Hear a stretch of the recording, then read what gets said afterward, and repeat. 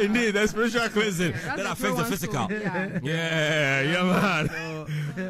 Okay, also joining us our very own Nene, entertainment enthusiast, who was here last week and is also here. Nene, you're welcome. Thank you, boss. How you doing? I'm good. How was the week? Corporate boys. Yeah. Running around, huh? All right. So it's time for us to get into some of the entertainment stories that made news in the course of the week. So we'll start off first with one of the biggest that has to do with our very own Artist of the Year, Telecel Music. I nearly said VGM. Telecel Music Awards here in Ghana. AKA Adjei-Danquah. You want trouble. You want trouble. Yeah, Adjei-Danquah Awards. You want trouble. Yeah. I won't go there. All right, so we're talking about the man, Stone Boy, BIM president, and we saw some pictures of him with the one and only Wyclef Jean. And we heard there's a collaboration, a massive one, happening pretty shortly. So, the man to give us more details into that is rightfully the 7-star general, Ken Lagazi. I got to know that his secret name is Isaac Money. On Tanka, but Isaac Money. He's rich.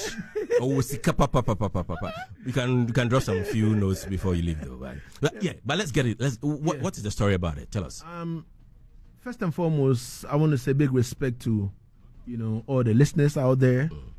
And then let me start it from Jamaica. Okay. I was in Jamaica the February, right? Yeah.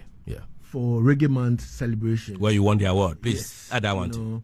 And then I went for a sound clash at Halfway Tree, you understand me? Dance our Thursdays, being the first Ghanaian and the second African to contest, in Jamaica and at least pick a trophy, put it on plane and bring it back to Africa and to be precise Ghana. And I couldn't see this tourism people at the airport to, you understand? Welcome you. Yeah, and all that kind of thing. You understand? But, don't mind them. But we give thanks that at least reggae dancehall wise, we are making this continent and this country proud. Now, I went to an area called Compound Studio. You understand me? Okay. And Compound Studio is famous in Jamaica. And the man who runs Compound Studio is an artist himself. He's called Panic. Okay. So I went to Panic and then I wanted to interview him. And then we had reasoning. And then I don't know what happened. Someone entered into the studio and there was a conversation around Wyclef. And then he was like, yo, listen. The man, he's got a full reggae album over here. And this reggae album is going to pick the Grammys. Wow. No lie. He said it straight. I see. Legacy, we are producing this reggae album purposely for the Grammys. I see. And I'm like, bombard. Don't land what there. am I hearing? You understand me? So, boom, he played some of the songs. I'm not supposed to say this, but it was an exclusive kind of thing to me. And then he was like, when are you leaving Jamaica? When I mentioned the date, he said, yo,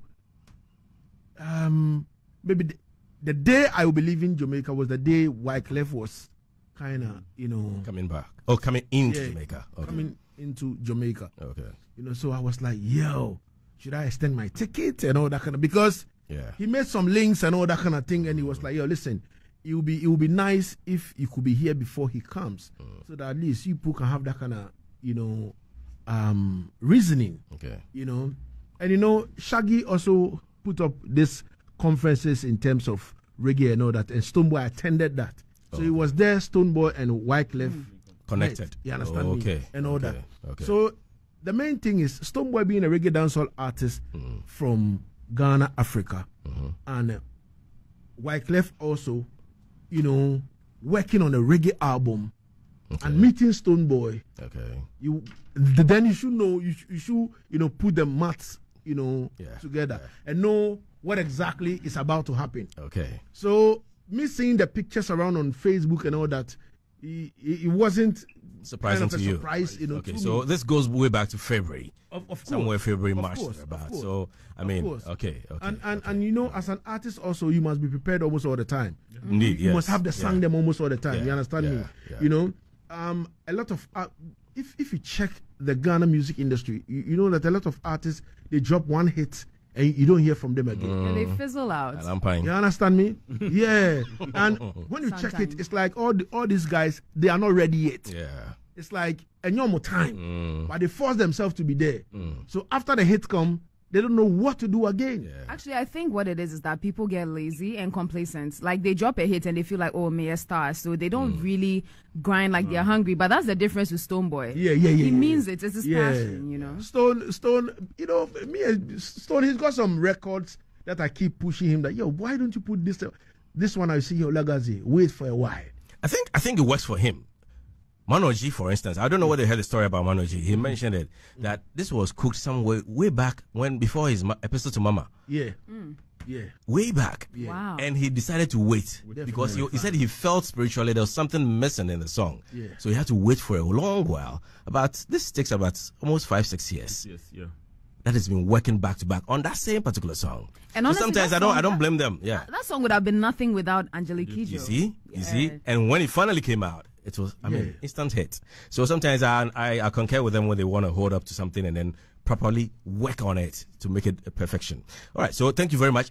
So I want you to give me a prediction. What do you think this collaboration is going to do for both Ghana music and... No, it's going to put us there.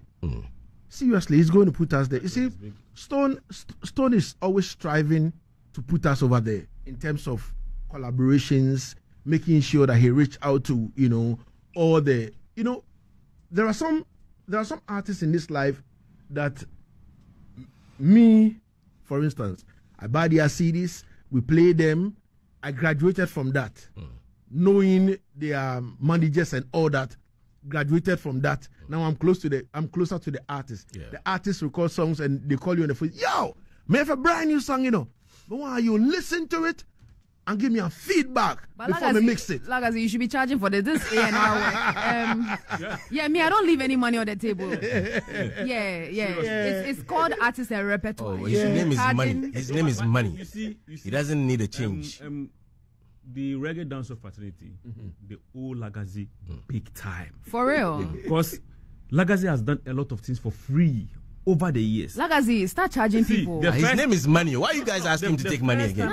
He has the money. The first time I heard Stonebwoy on any radio interview was right FM Somanya.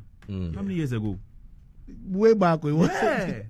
And Lagazi keep holding these guys down for long, but I don't see them show the same love back to him when he needed them.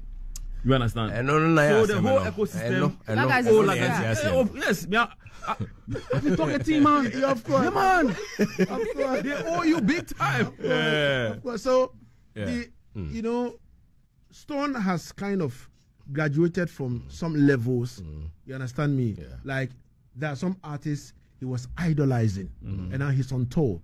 Sharing the same stage with all these artists. He's done a collaboration with Sean Paul already. Yeah, of course. I'm hoping that sometimes do with Shaggy as well. No, he's got something with Buju. He's got something with Shaba. But all these things are kind of, they are all on I think it is something with Grams Morgan. Yeah. You know, but what do you predict this song is going to look like? Is it dancehall, reggae?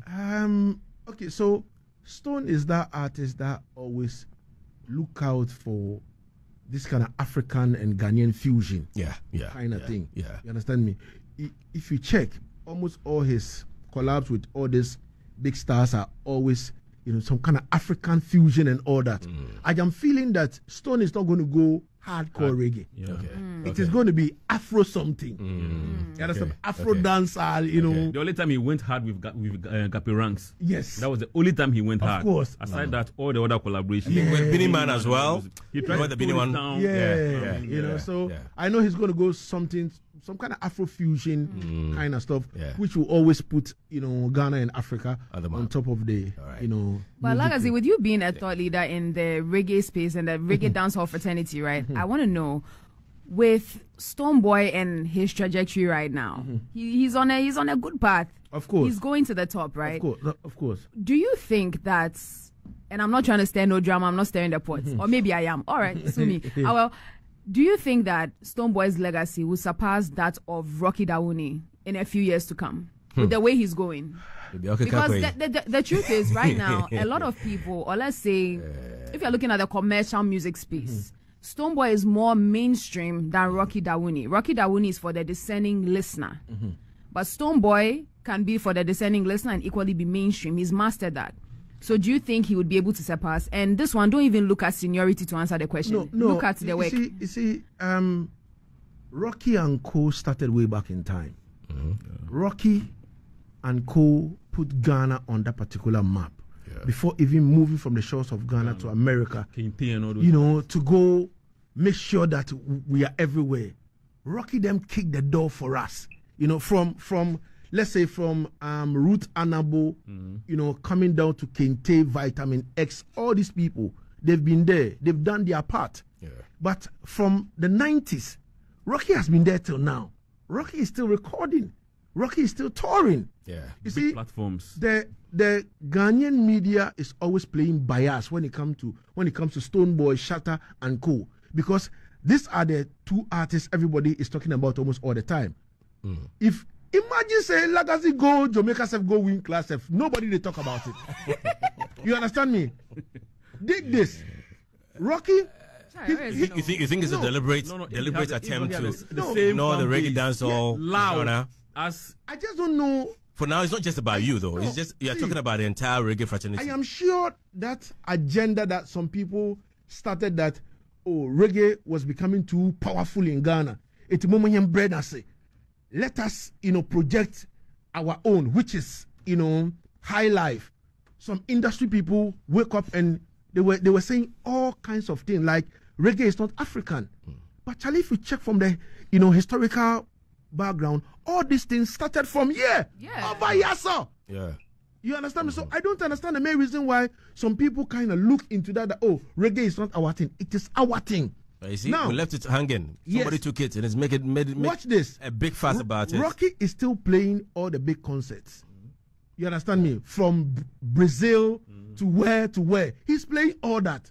You understand me? You see, Rocky will always be Rocky.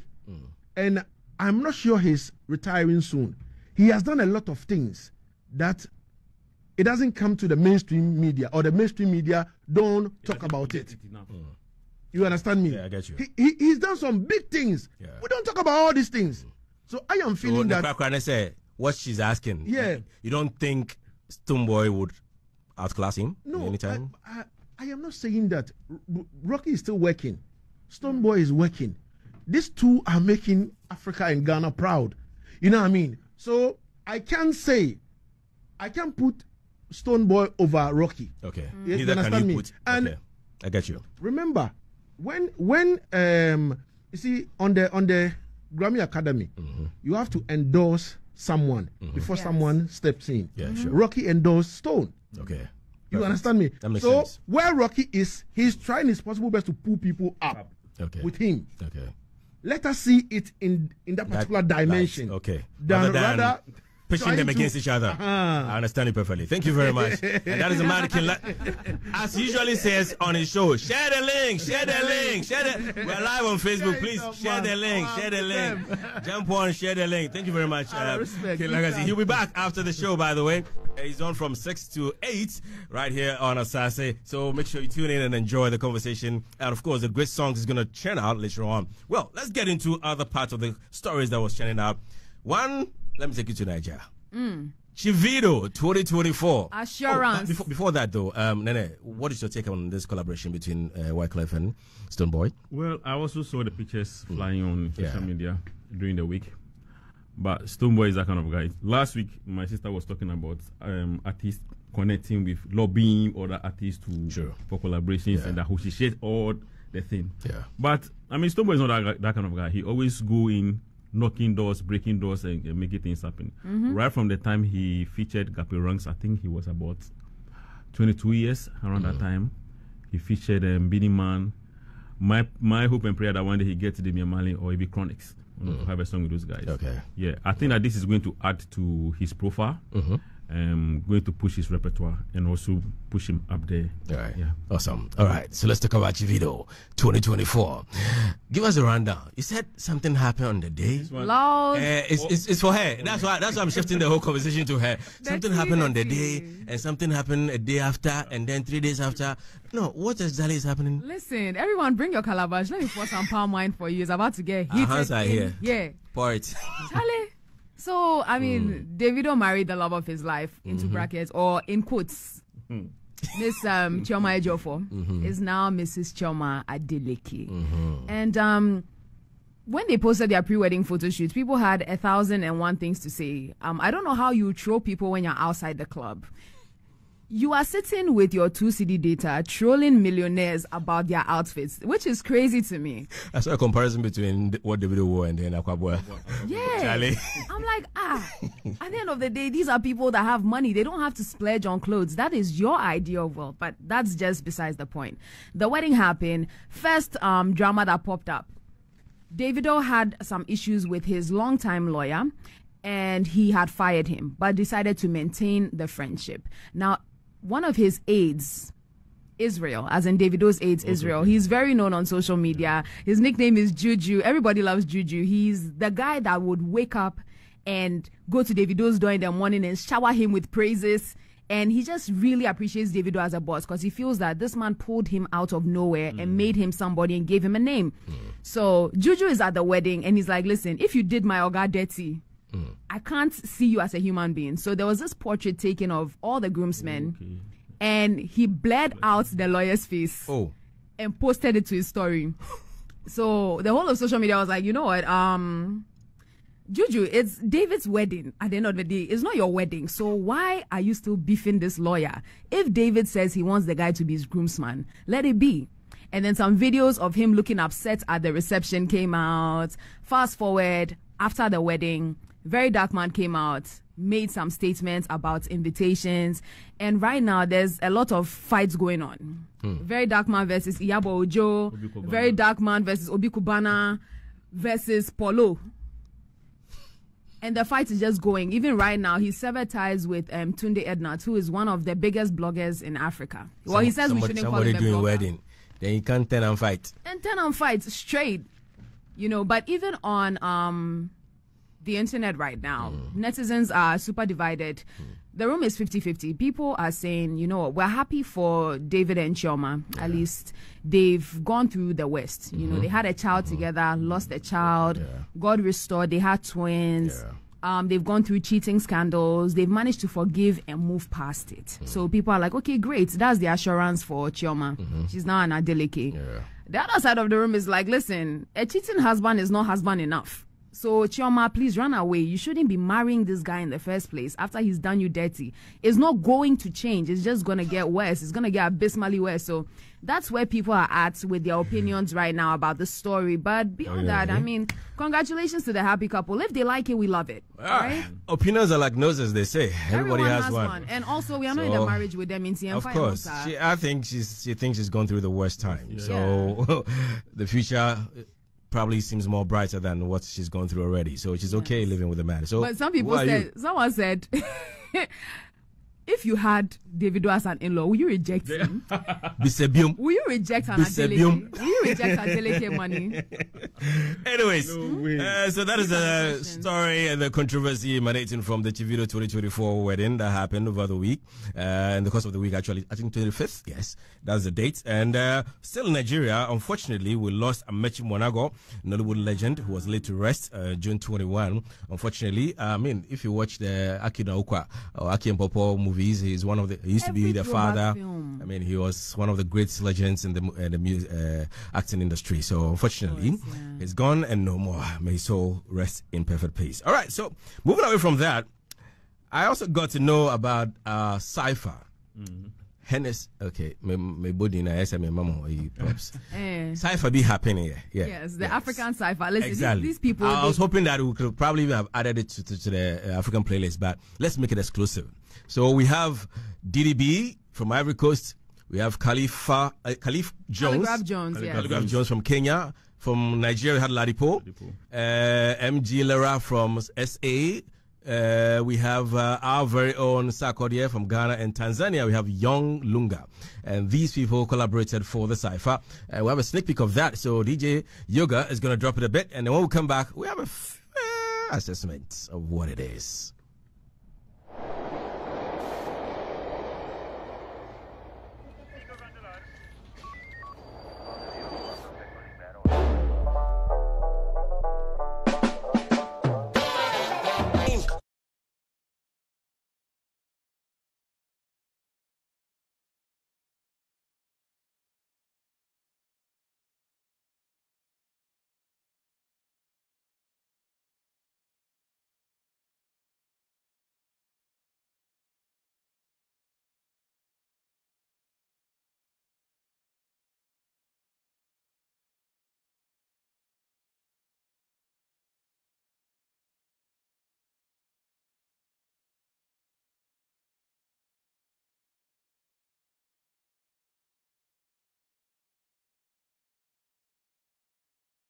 On the boat like a AKA for 10K or 3K rather, whichever amount you choose to call it. Well, is the man you just heard, and I love the cypher.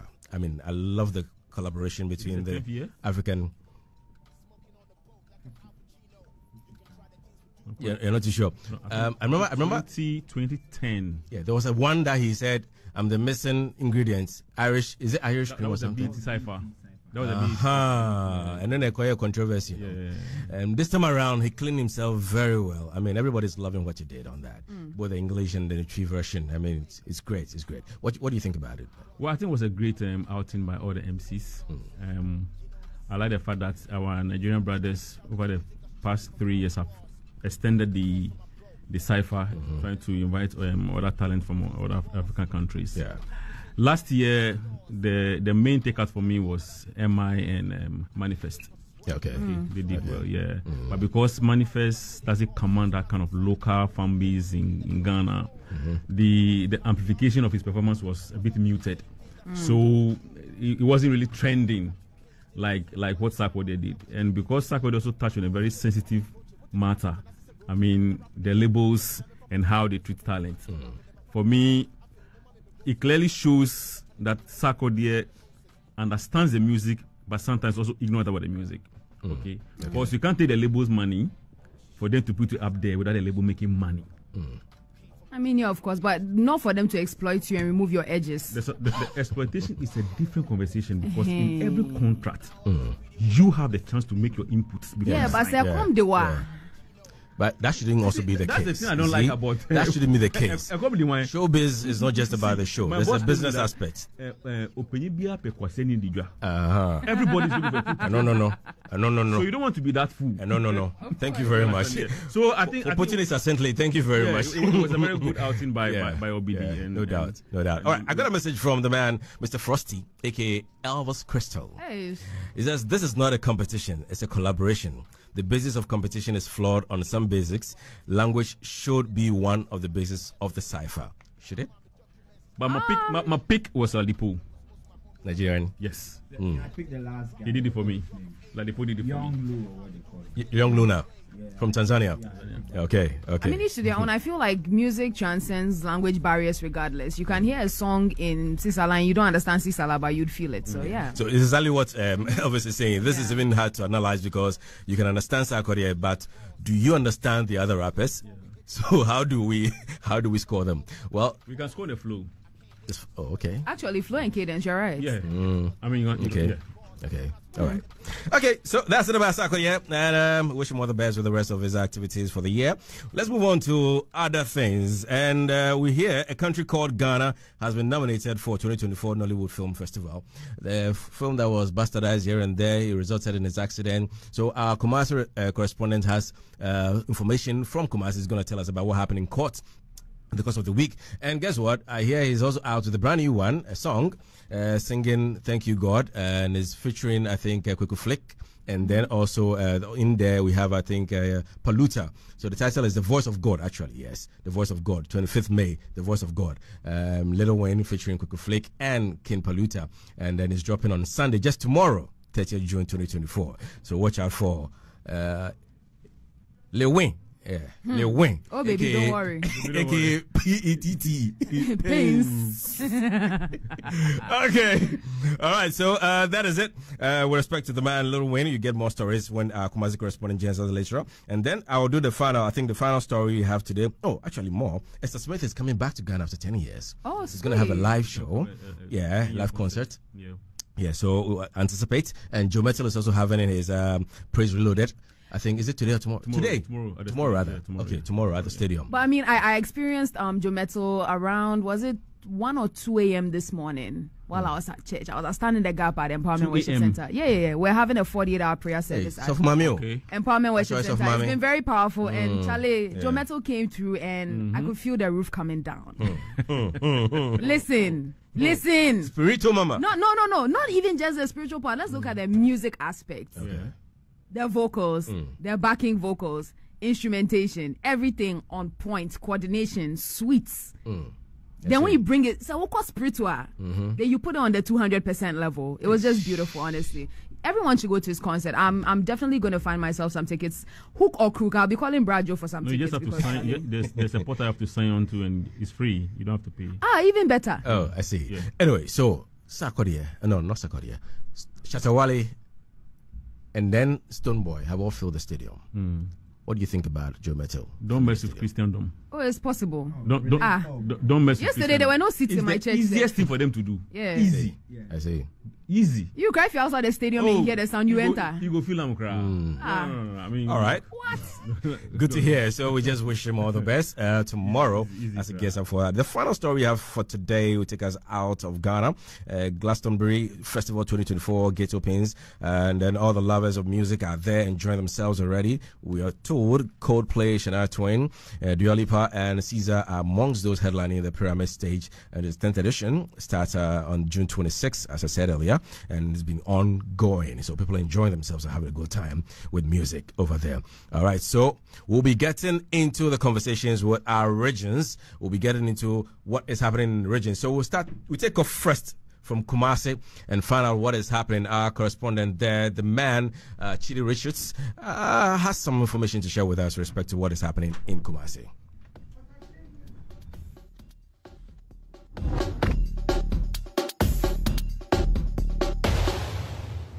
This week in Ashanti Region Entertainment News.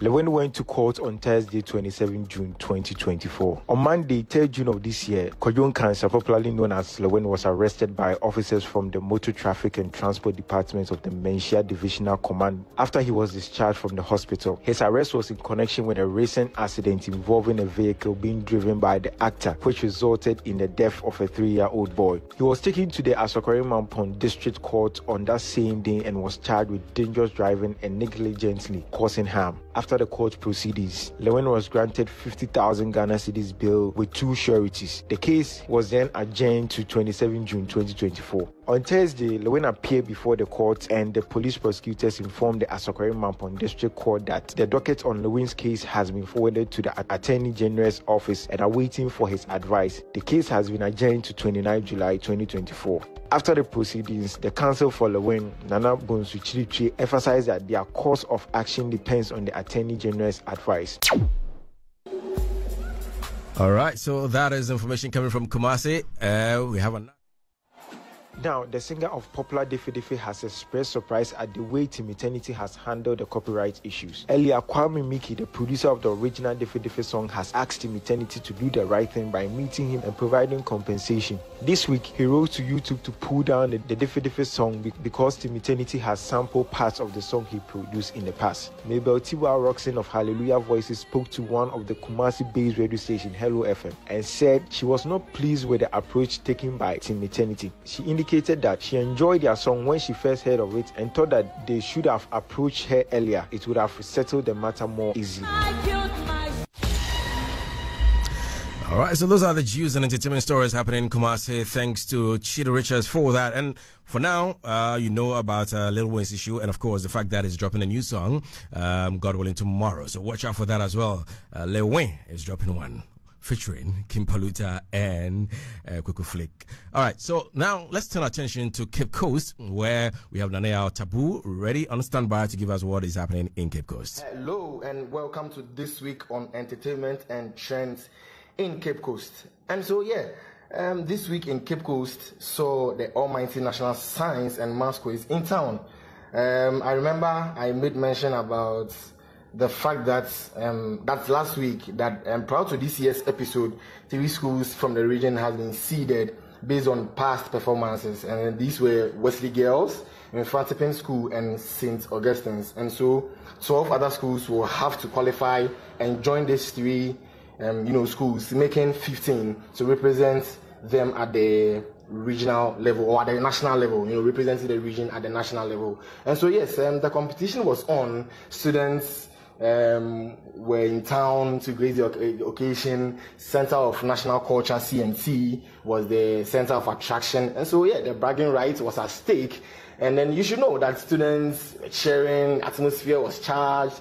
Yes, and it was so colorful, so beautiful. Students coming in their buses to support their representatives. And so at the end of the competition, I think on Thursday was when everything was done.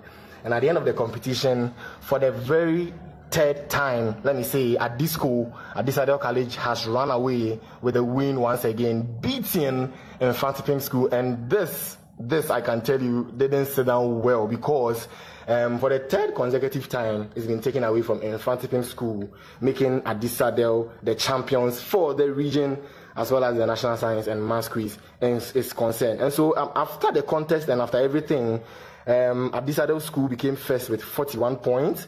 Ghana National College with 34 points took the 2nd place. Wesley Girls with 30 points became 3rd. And then Apam Senior High School became number 4 or took the 4th position with 12 points. Yes, and so that is it with the National Science and Maths Quiz. I'm sure if you log on to the social media pages of the National Science and Maths Quiz, you will get all the updates, get to know the schools, the 15 schools representing the central region. But unfortunately, the regional champions went to at this school thinking that it was going to go to Infantipin, because they beat them just last week at Super Zoo NT. Now worry, they will win, so I can, but the one for Adjei-Danquah for the 3rd time has run away with a win. And so that is it about the National Science and Maths Quiz. Moving on, the other thing making heavy headlines in Cape Coast over the week is Asaase Nation Jam. Oh my goodness. Has been the talk of town. Asaase Cape Coast is 2 years, and as part of the anniversary celebration is Asaase Nation Jam, happening at Whisper Sales tomorrow, Sunday, 30th of June, at exactly 8 p.m. All you need to be a part of this Asaase Nation Jam is 30 Ghana cedis. Tell you what, we have Kojo Viper, Smelling Good Gang, Saboy, Black Tanner, and many other entertainers or talent passing through to make sure. If you don't know Kojo Viper, I think you should go back to some episodes and watch Biology. Guy was on fire, and so he's on bail, and then it's going to be fun. Again, want to say thank you to our mother and our sister stations, Asaase 995. Accra, Asaase 985, Kumase 997 in Tamale, for the support and for the push. So far, we know that it's going on. We know we are in support of us. We would wish that you will join us so that we celebrate assassination together. But we know you are with us. And so, yes, if you pass anywhere in town, banners, posters, Pragya drivers are saying that it is assassination because they have the stickers at the back of a lot of the Pragya, making noise about it, helping us in publicity. And so it's all about Assassination Jam this weekend, actually tomorrow. Okay, so that is it. Assassination is happening actually tomorrow. Yes, it's happening in Cape Coast. All you need is just 30 Ghana cedis to have access to it and be there. Whispers is a venue to be, and watch out for that. Okay, so we're down with the Cape Coast, we're down with Kumasi. We're going to jump straight to Tamale, and I have Yat, the man Yat, young and dangerous. Now he says when it comes to Accra. He's not young and dangerous. He has a special definition of the YAD. Ladies and gentlemen, welcome all the way in Tamale, 99.7. Our man, Yad. Yad, good afternoon. Yeah, big man, good afternoon. How are you doing, my brother? We're great. How are you doing there, too? I'm well by his kind grace also. Thank you. Awesome. So you said if you're not young and dangerous, what are you? Say again, please. If you're not young and dangerous, what are you? Oh, okay. Well, the point of correction, the YAD means Yao, Adjei-Danquah. And then you're the for the two. Why are you speaking Twi in Tamale? speak some Northern language. Don't remain Kanjame. Yeah. Anyways, what's happening in Tamale? Take us through. Okay, well, a whole lot has been happening, but on the entertainment front, not so much. But the week started with news about popular broadcaster or radio presenter, well, very controversial, known as DJ Tell. You know, this is a guy who always want to, speak ill, most often about, those in authorities and, bash them. At times he has a point, but not too constructive. And he's been making some allegations for some time about musician Fancy Gadam. We all know the huge fan base he has. And the latest has it that he made accusations that Fancy Gadam uses his fan base for money rituals, looking at some occurrences. One, if my memory serves me right, way back 2021, when he had a show at the Kumasi Stadium and there was a stampede and some people had to die out as a result of that. Also in Tamale, there was an incident like that where some ladies and some fans also died. And this DJ Tell keeps going around saying, Fancy, all these that happens is not in vain. It's basically because of his rituals and other stuff. But, well, on Monday, the police picked him up and he had to be put behind bars for 2 days. So on Wednesday, he was released, and my text has it that some opinion leaders, had to intervene for him, plead personally to Fancy to actually, and the police to do something about it. But the very latest also is that on 3rd of July, he'll be arraigned before courts or will be called again. So that will be it. And also this week, the biggest, if I'm right, or many people will attest to the fact that when it comes to entertainment, a pub or a joint that, has the crowd, it's no other than King David Pub, KD. So they have also announced that they are starting a nightclub session, a week nightclub session. Well, so if you can Tamale during any day of the week, you can have that feeling of a nightclub session, going with the days where, some of these things were not so common or hardly to come by here in Tamale. And so that will be it. And also, there's this event where people are talking about night in mass. Well, Lagos in Ghana. We have a huge Nigerian community in Tamale up north here lately. And so today, they are coming up with a big show at the KD's nightclub. Yes, night in mass, Lagos in Ghana. You can tell from the Nigerian community or Nigerian folks how they're happy about this to also own a night like this. And so basically, these are the few stuff we can talk about. It has not been too much of an eventful week, but we can hold on with this, and I'm sure next week or moving forward we can have more detailed conversations. All right. Thank you very much, YAD. Brian, all the best for the team there in Tamale, and thank you very much for joining us. All right? Okay. Our pleasure. So we did a crisscross into our regions. First to Kumasi, later to Cape Coast, and now we just heard the man YAD from Tamale giving us all the rundowns in the world of entertainment, what is happening out there. Well, it's time now to get into one of the major conversations for today. We are talking about Akwaaba UK Party in the Park, which is happening next month. And guess what? I have the powerhouse in the building, so we're going to have that conversation. Ladies and gentlemen, the man known in private life as Michael Mensah Yenu Yes, maybe you don't know his name is Michael Mensah. You know, he's coming from somewhere in the Volta region. He's a Nyebro, proper Nyebro. Kelly, what did he say? Everything so it's giving like a Cho. Wow. A kekevo. Oh my God. Rekba. You see, Elvis Crystal is the problem because out of all the way he would teach me, this is all he would teach me. Everything talk. He didn't add any of the insults. That's cool. It's good he didn't add any of the insults. We don't know that. I can't say we'll manage that. We'll manage that. Well, the man is known for all the big things in Ghana. All white party. We'll talk about the December in Ghana event. We'll talk about being the DJ of the man who you heard on the Cypher. I'm talking about Sarkodie here. He has a foundation, the DJ Mensah Foundation. Ladies and gentlemen, I'm sure you know who I'm talking about already. The unstoppable DJ Mensah is in the building. Sir, you're welcome. Thank you. Good to have you. It's always good to be here. Ever been in the studios of Asaase before? Yes. Oh, wow. A few times, yeah. A few times. What do you think about our setup? I love it. I mean, I love it. The best you could ever find. You know, again, thanks for you guys coming on the Eat Drink Music Festival last year. Oh, okay. We love the support that we got from here. So it's always like good to be back. Yeah. This is home for me. Yeah. Family vibes, yeah. You know. Nice. Good to have you, man. We appreciate the partnership and the support all this while. So we are into yet another one. Yeah. We're talking about the Akwaaba UK party in the park. Let me start on the premise of last year.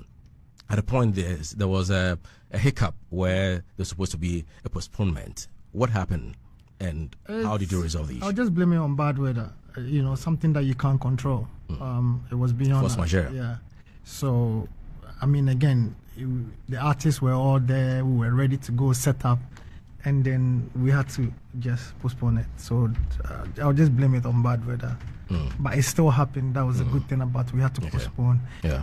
Some of the artists had to like fly back home, fly back because again, holding them at your expense? Yeah, at cost. Wow. So it's never been easy for the way us. you're laughing, I can tell that you were bleeding severely. No, it's every time something happens, it's pounds. Yeah, like I really sense pain in your laughter. Yeah, because again, the UK has become very expensive, and it's not like the regular visa that you take. When these guys are going to work, if they're going to work, you need to take, you need to apply for work permit visas. You need to pay for their taxes and everything, and their hotels. You know what the artist it comes with. They want that 5-star, arrival, the 5-star hotels, the 5-star meals. So it's. I mean, we need to also, put in that energy to make them feel like on that top of level. That is quite understandable. Yeah. We've not put the artists have not put their shoulders to building platforms. Okay. Yeah. So I think years ago I listened to Paul, One African Fest. Yeah.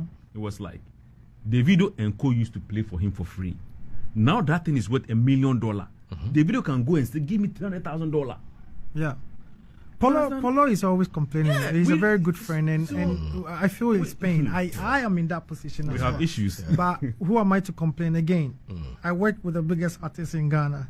So who am I to complain about the one? They will say you are getting the big money, so it's okay. Go and speak you work for free. My greatest joy is to see a platform like Party in the Park in America, in Holland, not a UK event. Yeah. Okay. But Mensah and his team cannot push it there if we don't support the platform to have a value of, let's say, £6 million, where a corporate entity can put in that money. I can tell you 2 years ago, on my own, I was trying to get Rhea on board. Okay, but it didn't happen. For whatever it didn't happen. These things, flying the artists from here, accommodation. If they do show for Ghana itself, how much did it cost? Imagine flying them out to the UK. Yeah. I want accommodation, food, Canary Wharf, chauffeuring, I want to be there. Yeah, that kind of thing. It's difficult. Yeah. So I expect our talent to understand the pain of a promoter. Help build the team, and when the team grows and there's money, call the shots. But will there always be the case where when the thing grows, you wait or you be available to get the icing on the cake when the thing grows and all that? I mean, it's another thing. Somebody thinks that let me get it now, no matter how small, give it to me, and then when I'm done, I'm done. Now, rather than waiting for. They are crying that the Nigerian people are taking them off Afro Nation. Because in December we said we are going to push Play Ghana, and so we are trying to promote their music here. So they are. I think the only artist on this year should be King Promise, right? The Portugal one. Yeah. That is a Nigerian platform. they are not obliged to put it. See, I want them to understand the point I'm making, that let's build something that is ours, that is as big as that. That we can take around. We can't be parasites. Yeah, some people have to sacrifice. We can't sure, no doubt. What people don't know is the Nigerians at a point they had to sacrifice. Some had to, you know. Yeah. So at a point the promoters in London were like, you know what, we're not going to touch you guys anymore. We're not going to do the shows because again you charge us the money. You come and do a beautiful show. We go home to our family broke. We can't even pay our rent and all of that. So now we're not going to do it unless you guys are ready to come on the table. So now we're going to do it together. We're going to take all the cost, the ticket, the hotel, and all of that. If there's profit, then we split. That's the sacrifice they did. That's good. That's you a good understand? thing. It's not like we haven't tried. Yeah. One time we sat down, we were going to take all, I don't want to mention names, all the big names. Yeah. We were actually going to do it way before the Nigerians even went to O2. Okay. The moment we found an investor to come in to pay all the logistics, so that the moment the artist had the name of who was of the investor, everything changed. This one says, I want 50,000. Wow, look at this that. one says, I want 100,000. This one says, oh, I've been here for a long time before all these guys. You know what? This is an ongoing conversation with, I was telling Diego before we started the show, an ongoing conversation with Bad Guy Toba, DJ Ike, Polo on Instagram. I think some point last week. I had to share. You were there. Oh, I was in the comment section. It was I wasn't on that. When Toba sent the screenshot, I had to share it because again, it's something that we all have to push. And it's because a lot of artists sometimes get very greedy and want to overcharge an arm and a leg just because they know you want them. And it's not fair because why are you selling yourself like cocaine? I mean, joining us via Zoom all the way in UK, London, the CEO of Akwaaba UK and Expo Ghana UK is man Dennis Terry. Dennis, good afternoon. How are you doing? Good afternoon. I'm good. What about you? By grace, I'm well as well. Good to have you. And so, unfortunately, you're supposed to be here with us, but you had to take care of something equally important out there, so you had to leave us. But it's always good to have you. So, it's been on for the last 19 years, I recall. How have you managed to get to this far? It's a good question you've asked. It's been a private entity. I've managed by making sure every year it happens, except from COVID. It's been more of a private investors' money, which is my own money, and my team members, Mensa and the rest of them. We've all managed to put it together year after year. But listening to your comments and everything else, I'll be honest with you, it's got to the stage whereby we cannot sustain it any longer. Ghana Part in the Park is a big platform for our artists, our local artists, to get to the global audience. I would say Ghana Part in the Park as a platform has done more than enough for Ghanaian music in the diaspora. You're talking about artists, the list is endless, and they've had the first opportunity to perform to a global audience. And listening to what you guys are talking about makes a lot of sense. It's about time that some of our artists perform. Not forgetting, most of our artists, they've had the same platform to move up the ladder, to make themselves who they are today. I'm not going to mention particular names, but I could tell you some artists for the first time ever as performing to the global audience or performing outside Ghana has been on Ghana Part in the Park. The platform is there for people, or artists, I should say, to use that. But now it's become every artist you request to come on board is demanding for big money, big, massive money. And then it's a big challenge. We ourselves as a team here, and also the team in Ghana, have done our best, the best as we can, but things are expensive. To promote a show in the UK is not as cheap as, the cost that goes into it, every little things, from road closure to any little thing you could think of. It is very, very difficult. I want you to hammer on that a little bit for us. I mean, make it clear for people to really understand and appreciate what you go through to really execute this thing. What are the nuances? Where are the difficulties? Where are the challenges that you think corporate entities and businesses can also come in to support, probably? And the artists also understand that when they are charging, they should know what kind of sacrifices you are making to get this done.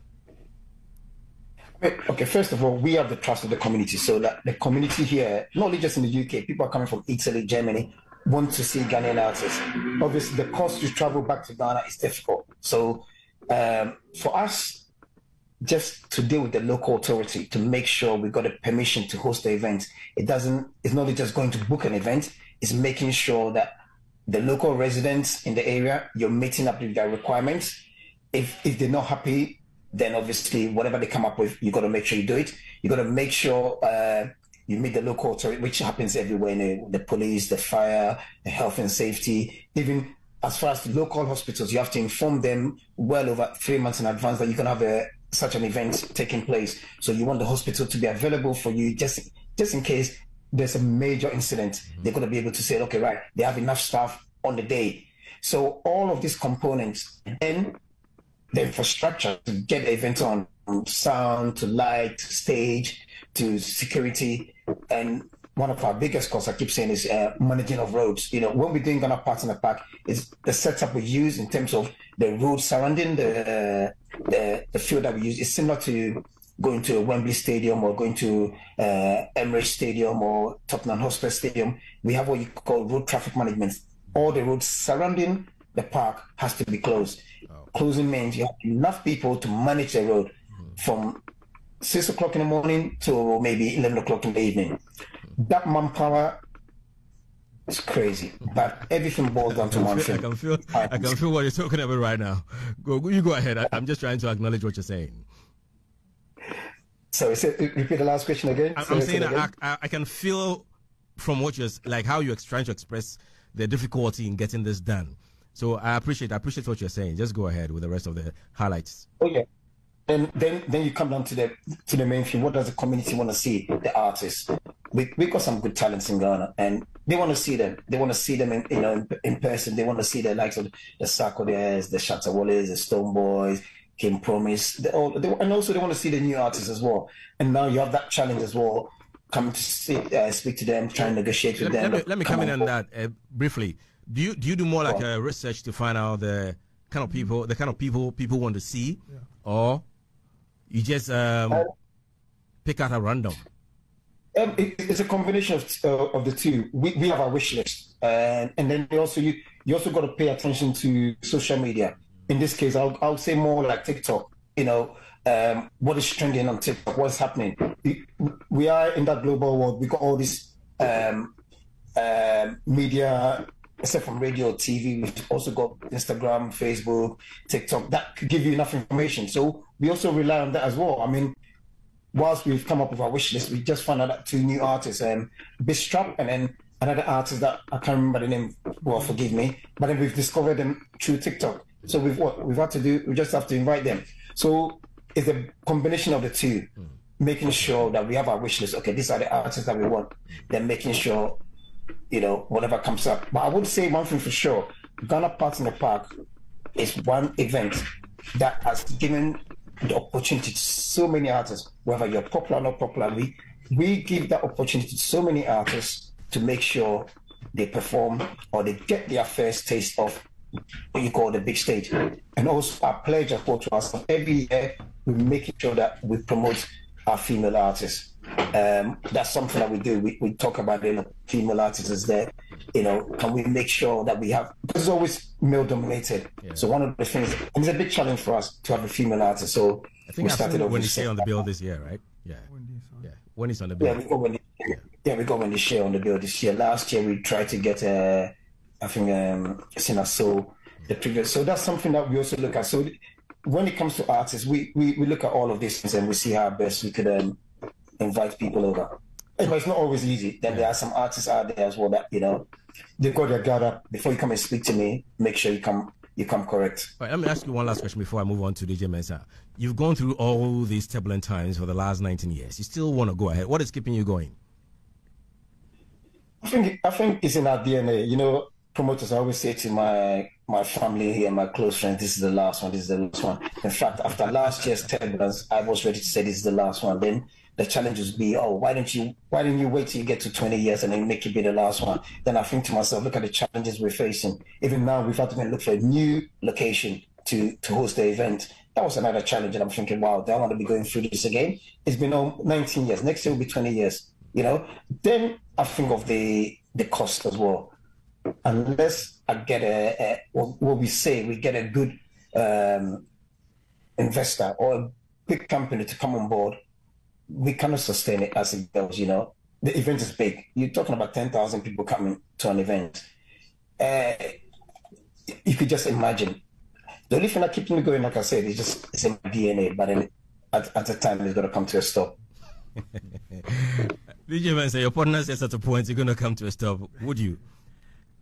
I mean, the last one is always the last one. But again, every year we come back to it. As I said, DNA, I would say passion.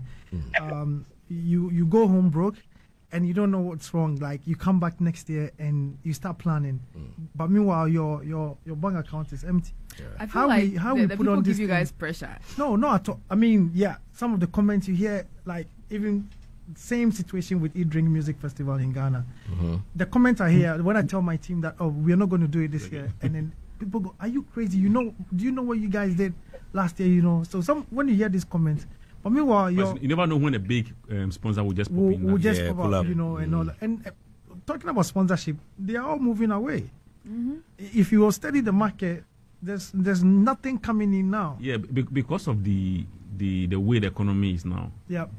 Any company that want to cut down expenditure, marketing, advertising, promotion, that's where we are. Yeah, true. And that is where there's unfortunately we are feeling the pain. There's always a problem. And last year at around August, Fally Ipupa had a very big concert in France. He did it together with the Congolese government. So for a platform like Party in the Park, which is an avenue to export our music, I think that we should have a deliberate plan, a sustained effort to keep it moving.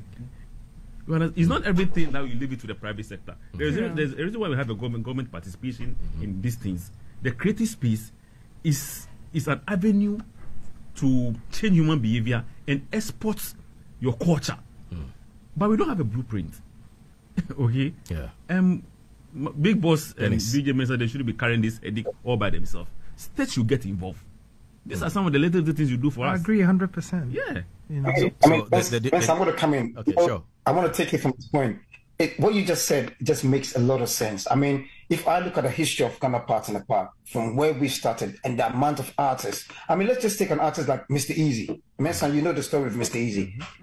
His first ever performance, his first ever coming out of Ghana or Nigeria to go international was at Ghana Party in the Park. On that same day, Mr. Easy got spotted by Apple Music. Now, let's tell the story about Mr. Easy. And I could list so many artists. The platform is so great, Ghana Party in the Park. And I really want to do more. But like Mensah was saying, I'm also saying, it's always our last one. It's always our last one. It's only because of the cost involved. However, if we have the right support, Ghana Party in the Park has the potential to be as big as other festivals out there. Remember, we are attracting almost 8,000 to 10,000 people. And this is a community event, heavily attended by the Ghana diaspora community. So look at what we could achieve if we have, that backing. We've had sponsors, we've had banks. I mean, we've had the likes of MTN, we've had the likes of Ghana Commercial Bank, but we've done what they could do. At the level where we've got to now, not only just in the UK, but even in Ghana, our entertainment platform could be much bigger. But it just comes down to one thing: investment, and that's where we are right now. DJ Mensah, we're talking about investment. Yet you go all the way 19 years. You say you're ending. You come back and do it again. Where do we get the support from? You are just telling us that they are winning. The support is even winning. So what are you going to do? Because I know you are moving to a new place, Oak Hill Park, for this year's edition. Yeah. That includes a lot of money too, investment and all that. How are you going to manage? Well, we are still here. We are still knocking on doors. We are still talking to immediate friends, whoever can help. We're still having closed our doors. I mean, we still have about 2 weeks to go. If anybody is interested in coming in, yes, because we are at that point whereby we have to stop being shy about it and then put it out, because now we are at that point where we have to hang the boots and say, you know what, we are done with Ghana Party in the Park. As I said, that's the biggest Ghanaian outdoor events. I don't know any. If there's any, you guys can tell me. It's people look forward to it. And people who are not even Ghanaians look forward to it. That was the whole idea. That was the whole concept too. Because again, as Dennis said, flying a lot, there's a lot of kids that haven't been to Ghana before. If you know about Party in the Park, the fufu, the chop bar that we do here, you get everything Ghanaian at the park. You understand? So this is something that have to involve all of us. The Premier Gawu guys. Magic System. Magic System. So the last show that we did in Ivory Coast, the same way they started, one show and the government got involved, and now it's so big.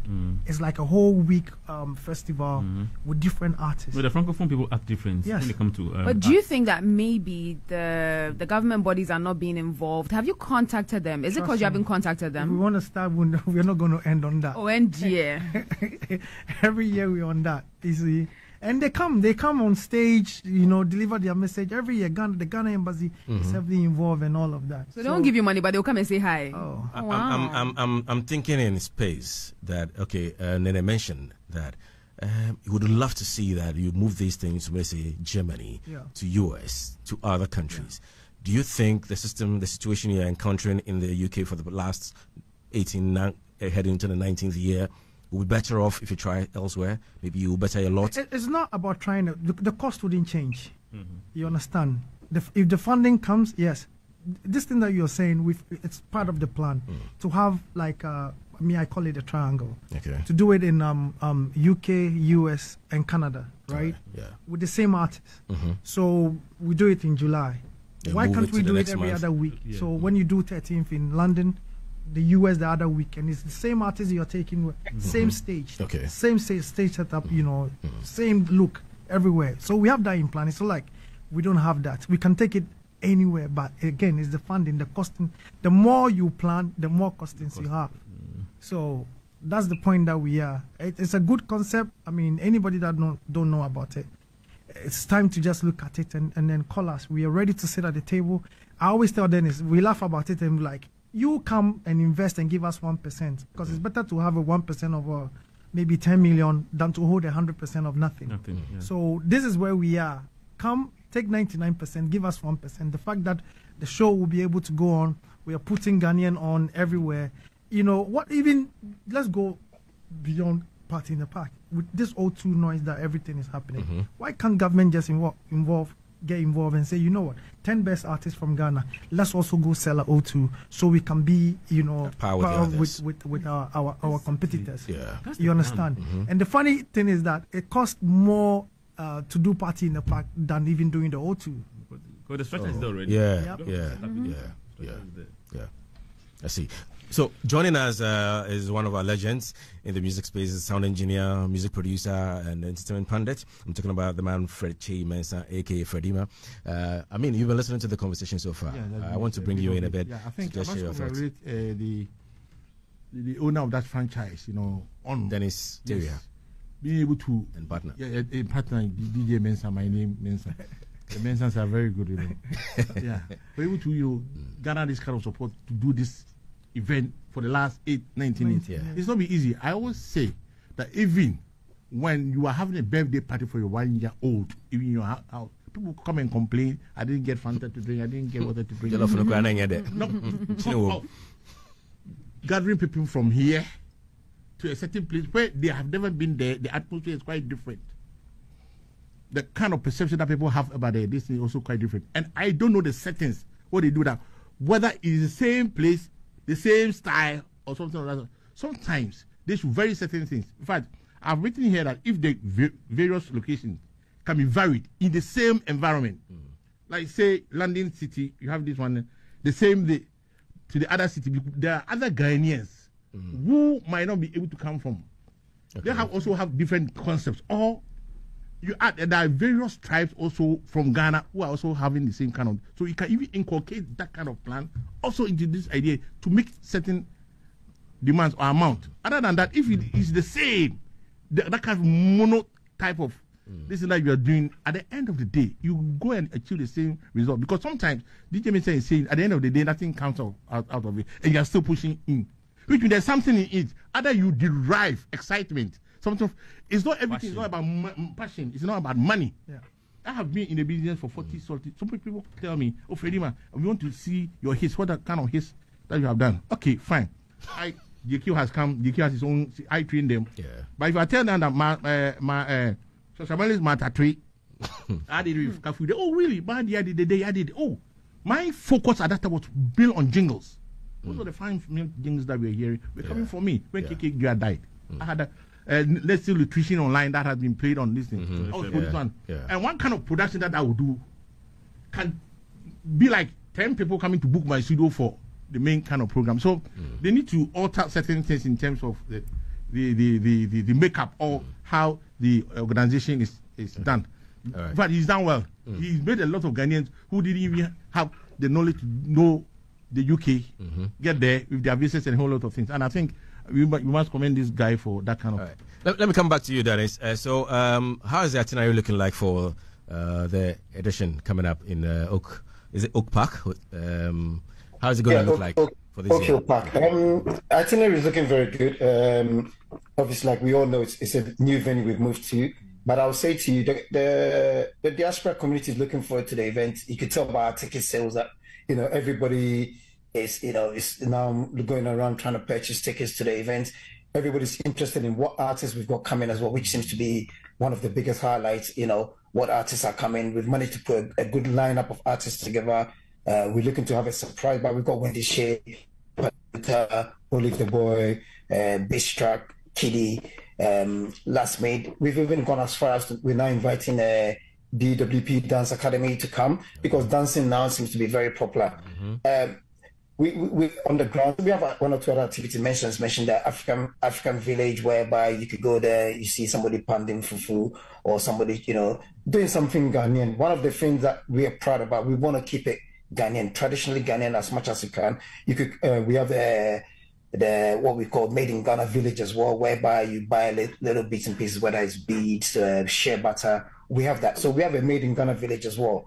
The whole package for Ghana Party in the Park is looking good, and I believe this year, with all the challenges we've got, we will also be able to deliver. I just wanted to touch base on one of the questions that was said about government. I mean, look, government has a lot of worries on their hands. The government has to worry about schools, has to worry about hospitals, has to worry about the police, the military, even the roads in Ghana. So government has a lot to worry about. We all have to appreciate that. I just believe that tourism, entertainment, and sports could also generate a lot of money for government. If you look at the UK here, I know some sports people are paying almost 55% tax of their earnings. So that's good money for the government, you see. So sports, tourism, and entertainment, what we're in, could also, if government maybe push a little attention towards us, I'm not saying they're not doing that, but just to answer the previous question, I think that we know government has a lot on their hands, but you never know what tourism and entertainment could also provide. All right, awesome. All right, DJ Misa. So I'm gathering that also there's going to be after party kind of after the main event. Is it going to happen this year as well? Yes, we always have an after party. Okay, how is it? I want also looking like the preparation for that also. Are you going to have the same artists perform? No, the after party is just after party. There's no performance here, okay. Just a jam, and that's where people kind of like get close to the artist because. Usually the park, you just go backstage. Yeah. But when you come to the after party, you get to see them. You can take your pictures and everything. So, yes, and they get to stay for a while. We have like a day party on the Sunday as well and all of that before even the main. So, yes, we host them to like the Monday or Tuesday before they leave. All right. So, all right. So, finally, Dennis, what's the takeaway? So, what should we anticipate? I mean, what should motivate somebody to even fly from Ghana to be there next 2 weeks to be part of the event? Well, put it this way, I mean, we're building a partnership with your outfit, Asaase Radio, for people to be able to tune in on the day. Just tune into Asaase Radio, you'll be able to follow on what is going on all day, even during the build-up. So this is something that we're discussing. Our partnership with Asaase Radio is looking very good, so that we'll be able to, whatever is happening here in the UK, folks in Ghana could be able to follow and also, see how best we could create new ideas moving forward. So I'll say to anybody who is coming or anybody who's even listening now, you've got your family in the UK or family in the diaspora, contact them, say, look, I've heard of this program. I was listening to Asaase Radio. I heard this big program is happening in London. Come and join in. All you have to do is go on our website, GhanaPartyInThePark.com, and there's all the necessary information you need to know there. And also keep on listening to Asaase Radio, because we're going to be having some more announcements. Some more breaking news will be happening here in the next couple of days. Kiki and I have our passport ready. I mean, say jump, we say hi. I mean, Nyaka is visa. Yeah, that's all. Simple. That's the key. Have the passport and the visa ready. Okay. Diego, I trust you. Oh, simple. All right, DJ Mesa, any last thing you want us to let us know? To what Dennis said, we wanted to go beyond. This relationship means a lot to us. We don't want it to be like a one-time thing. We are looking at, as he said, not just goes beyond us. Why can't we organize like a flight for people to leave Ghana and go experience the other side and come back? You know, I saw some busing being there that captures the ticketing. Yeah. Between some places, particular places. So I think that's another initiative you added onto it. Yeah, added onto it and all. So we want people to have like a good experience when they come, you know, and then we don't want it to be one-sided. It would be nice to have people live here and go there as well. So we have all these things in the pipeline. But again, it comes back to one thing. We need the funding, we need the support so that we can continue doing it. All right, awesome. All right, so we're not going to let you go. I hear you have a lot of stuff going on. You've been traveling across the nation, doing a lot of stuff. I don't know about the DJ Mensa Foundation, but other things that you're doing. Just fill us in. You can come here and then just go talk about Party in the Park, please. Tell us what have you been up to. I'm setting up right now for Samini. There's an event that I do once a month, Live Connect. Oh, the Sohuba. So yeah, so Live Connect is also another, you know, close experience with an artist. So it's more like a celebration for our artists. So I do it once a month. I've done Sarkodie, I've done Mr. Drew, I've done a whole lot, but this year is just the two that I've done. I think I did Andy Dusty, where he invited a few of his artist friends, and today is Samini. So if you're out there, you haven't heard about it, we're going to be at Seoul tonight from 7 to like 4 a.m. Okay. The foundation, it's also, you know, my social corporate responsibility that I do every year. We kind of like ask people what we can do to help. You know, I have a team that will always scout around to find out who actually needs something that the team can provide. And we speak to some few friends. Last year we renovated the library in the central region and then gave them some books and everything. So this year we're still looking at doing some few things. When we are ready, we will put it out. Okay. And with me and Sak, we have some few shows. I think we haven't announced it yet, but we are playing at the Olympics opening somewhere in August. And then there's an event that we have to. You heard it here first, by the way.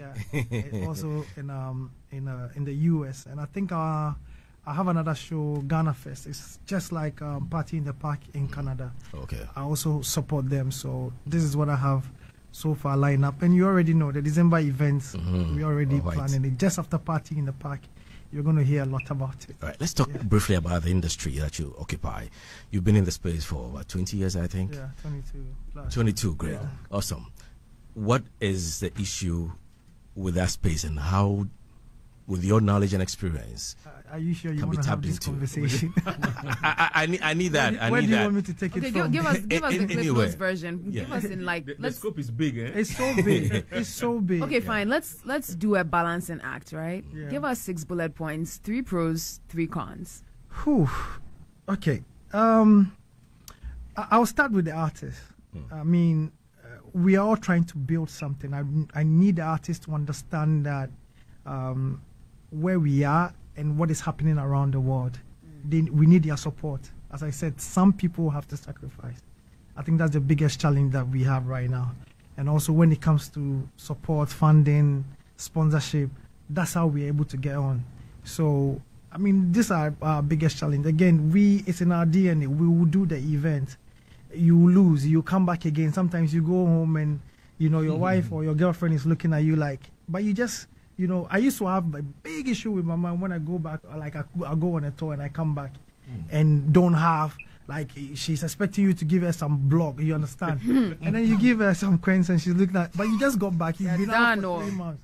So what are you talking about, you know? I want us to get to a point that it's like it's everybody, not just some few people, not just 10 artists. You know, if you hear about someone like Olive the Boy, the young ones that are coming, there so many talents that can even get airplay. Yeah. But let something happen, let the bad news happen right now, and then we pick it up. So I keep saying to the bloggers, whatever you guys are putting out and the blogs, whatever you guys are putting out, you think that is affecting us locally. When you go out there, that's the first information that people have is your platform. So if you keep on putting negative things, that's what people are going to know about Ghana. You understand? You think the Nigerians don't watch their artists bad? They do it, but they know how to do it. They don't put it on the platform for people to read. You understand? So every time that we're putting negative, and it affects the whole ecosystem. Yeah. So I keep saying, I mean, this Play Ghana thing that we're all pushing, we keep saying that, listen, if it's 10 songs that we all decide that we are pushing, or if people come out and we say that you are the best artist, everybody repeat it. If I tune in to about 5 radio stations, and then the presenter mentioned that this is the biggest artist in Ghana right now, automatically the one listening to it will also be glued to that. You know what? That's true. I think this was the story of P Square when they first came to Ghana. Yeah. And apparently the first interview they went for, they were announced as the biggest thing. Yes. And that really pulled the crowd to the show. And then P Square became P Square. Yes. Loud in Accra. 100%. Loud in Accra.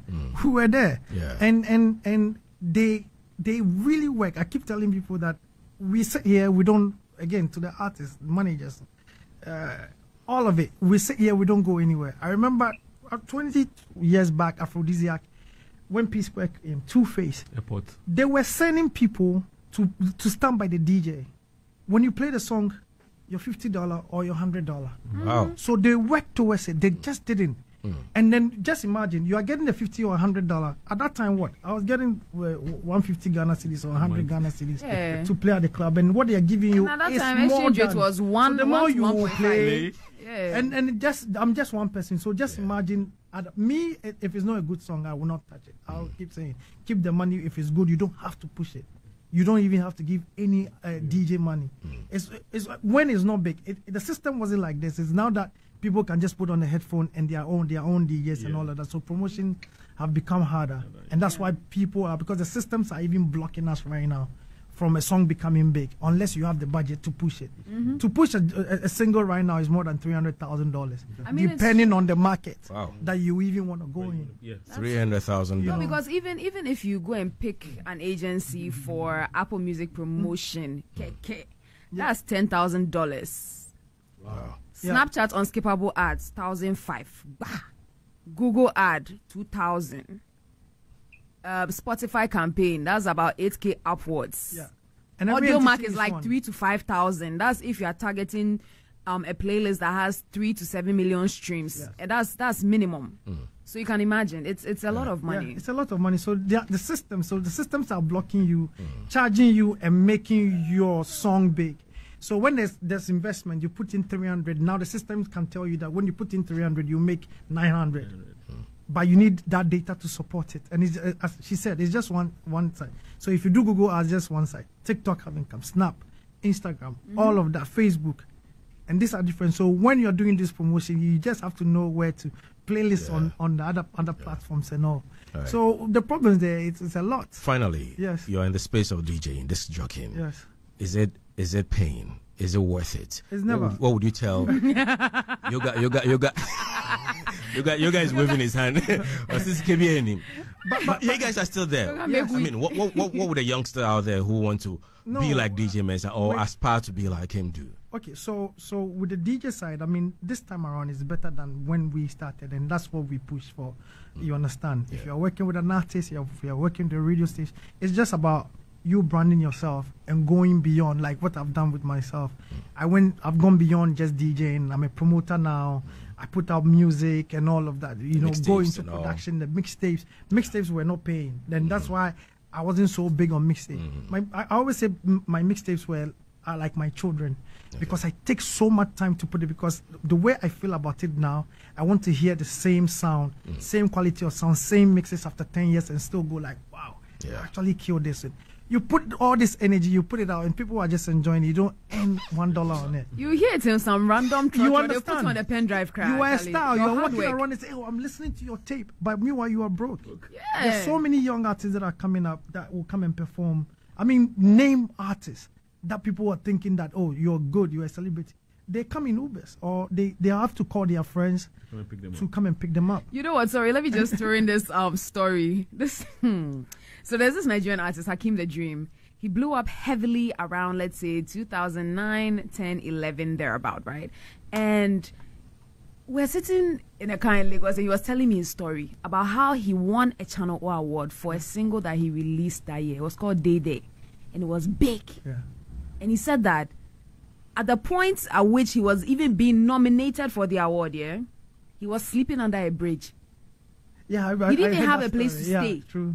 So when they realized that he was being nominated, the only person who actually stood up for him was Bankuli Osha. Big shouts to Bankuli. He said Bankuli called him in, and they found ways and means to just get him to SA, spoke to some people at Channel O, and that's how he went there in style and swag. But beyond that, nothing else. Beyond that, shishi.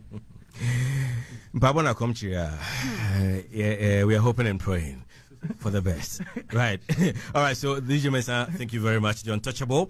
He joined us as a partner for the Akwaaba UK Party in the Park happening in July. The date is July 13th. 13th. Yeah. So, yeah, it's going to happen live, no matter how stressful or difficult it has been so far. Thank you very much, the CEO, Dennis Teria, for also joining us via Zoom all the way in UK. And wish you all the best. And hopefully we'll see you there. Hopefully. I appreciate your time. Thank you, guys. Okay. All right. Thank you very much. So that is it with the conversation about the Akwaaba UK Party in the Park. Thank you, DJ Mensah, once again. And then, so we're going to get into more conversations. Today, we have also on our bill, we're talking about the two awards, Western Music Awards and Onyimpon Awards. If you don't know what it is, hang on tight. We'll tell you in a bit. So essentially, we are talking about the Western Music Awards, which we are told has been on for the past 6 years, the 7th year. And then we're going to get into what is going to happen this year in the Western region. So it's an award created for music industry. And then on the back of that, prior to these awards being announced or nominees list being put out, I heard two Westerners, one Jedubule Ambole and one, is it Keche? Is it Andrew? Yes. One of them saying that if you really want to blow, don't sit in Western region. You have to come out of Western region and then equip yourself and do better before you can succeed over there. I mean, as any person should. You shouldn't be a big fish in a small pond ever. It's a curse. It's a curse. I see. Yeah. Anyway, so we'll get into that conversation. And we're going to talk about the Western Music Awards first. And I have, I think, Nana Kwesi. Is it Nana Kwesi? Oh, okay. So Nana Kwesi is here. He's going to have a quick chat with us and tell us about what the Western Music Awards is going to look like. And then after that, we'll have George Bosompem joining us for the conversation on the Onyimpon Awards. And then finally, we're going to wrap it up with the theatre in focus, what is happening in the theatre space. So, Kwesi, you're welcome. I'm very well, thank you. All right. So this has been going on for the past 7 years. This will be the 8th year. This will be the 8th year. This will be the 8th All right. year. Tell us about the genesis of it and how it has succeeded so far. So Western region boasts of unique talent, and when it comes to music, I'm sure you people have followed the landscape for a while. When it comes to high life, where it's Ghana really boasts of, you can speak about the Papa Yankson, the CK Man, the Juwelaka, the list goes on and on. So it got to a time, and Parker-Benin, who is the CEO of the award scheme, brought this initiative that we should start an award scheme where we would pat the artists on the back for the job done in a review year. So we started in 2017, where we brought a group of talented people together, where we started this award scheme. So I remember in the first year, we gave Lifetime Achievement Award to Papa Yankson, CK Man and Juwelaka. And the following year, all of them passed. So we are happy at least they received the in person, before joining their maker. So this has been the genesis since. All right. So this year promises to be yet another. Tell us about how it's going to happen, where it's going to happen, and probably if you have a artist lineup or something like that, let us know. Yeah, so it goes through a process like any other awards. We sieve through nominations when we open nominations, and then we bring the the deserving artists for the various categories. So we have 30 categories. We have the high life, the hip life, the reggae dance, so like the usual categories we know. But we introduced a new category last year, the unsung, where it pays attention to talent in the secondary schools, because I'm sure most of us in our secondary schools, we knew great talent, and after school there wasn't any support system for them. So you wonder, this guy was a very good singer in school, was a very good dancer in school, what really happened? Because the support system is not as much. So we've introduced the unsung category, where it holds them, so more of catch them young and give them system to support. And so far we have had Nednero X, Kofi Kenata, ISM, we have Keche in the Dope Nation, Papi Kojo, and all of them. These are people, last minute, these are the popular names from the Western region who are known across that. When I mention them, I don't need further details to add to in the 8 years that you've 8 years span that you've been around, what has this music awards? What has the music awards that you do? What has it like? What's the impact like? Respect to the talent that you award. Has it generated anything? Like, because I just made a scenario case here where some of your very own, Keche Andrew and Adjei-Danquah, are claiming that Western music is quite difficult, though a lot of talent are coming from there. I hear there's a song, one of the oldies there says, the best comes from the West. But yet, there's a struggle in terms of the music space. What has this award scheme been able to build for the space that I'm talking about, the music space? I mean, classical example, not for Western Music Awards. I don't know my business here now. So at least it has given us the leverage to extend beyond Western region. And I can give an example of Nero X. He was competing with another artist for a space. He was going to perform out of Ghana. And one of the things they were marking was how many awards has this artist won, what has this done. And I think it came in strongly that he had won Western Music Awards then. And that was a nationally recognized artist, and who hadn't had any award then. So he towered over that artist. So really, I think for that, I can that leverage. And again, it's not almost always about money or anything tangible, but again, the confidence it boosts the artists. And we've had people like Aya Ramsey B, who was nominated for Unsung at VGMA, now TGMA. We've had people who have won awards coming to contest for mentor, contest for other competition on the national scale platform. And you could see the confidence they come with. You see their profiles on social media. Someone like Semenshe, a rapper, and if you go there, he was a mentor at a point, right? Yes. He had boldly written Best Rapper 2019 Western Music Awards. So it gives them an introduction. And that alone. So tangibly and intangibly, there are almost always that reward system. My co-host Keely has a question for you. Hey, should I run? Oh, don't run. I don't bite. At least on Saturdays, I don't bite. Oh, okay. So with this, right, how do you think it's going to help younger artists? Because with what Diego was saying, that, people don't really, or what Adjei-Danquah was saying, that in the West, you can't stay there. If you stay there, you will not blossom. Don't you think? That, Keche? I think no. It was okay. So we had a Sunday night conversation with him. Shirado had a conversation with Adjei-Danquah, and he mentioned something like that, and Keche also retweeted something similar. So point is, based on that, you've created an award scheme for the Western region, but then these people who have been in the industry for a long time are saying that the market over there is not really thriving and not flourishing. So how can this help younger artists? Because they need the help more than the established ones. The established ones, they've brought their influence to Accra, and then they've used Accra as a stepping stone to the world. Right? So how is it supposed to help the younger ones?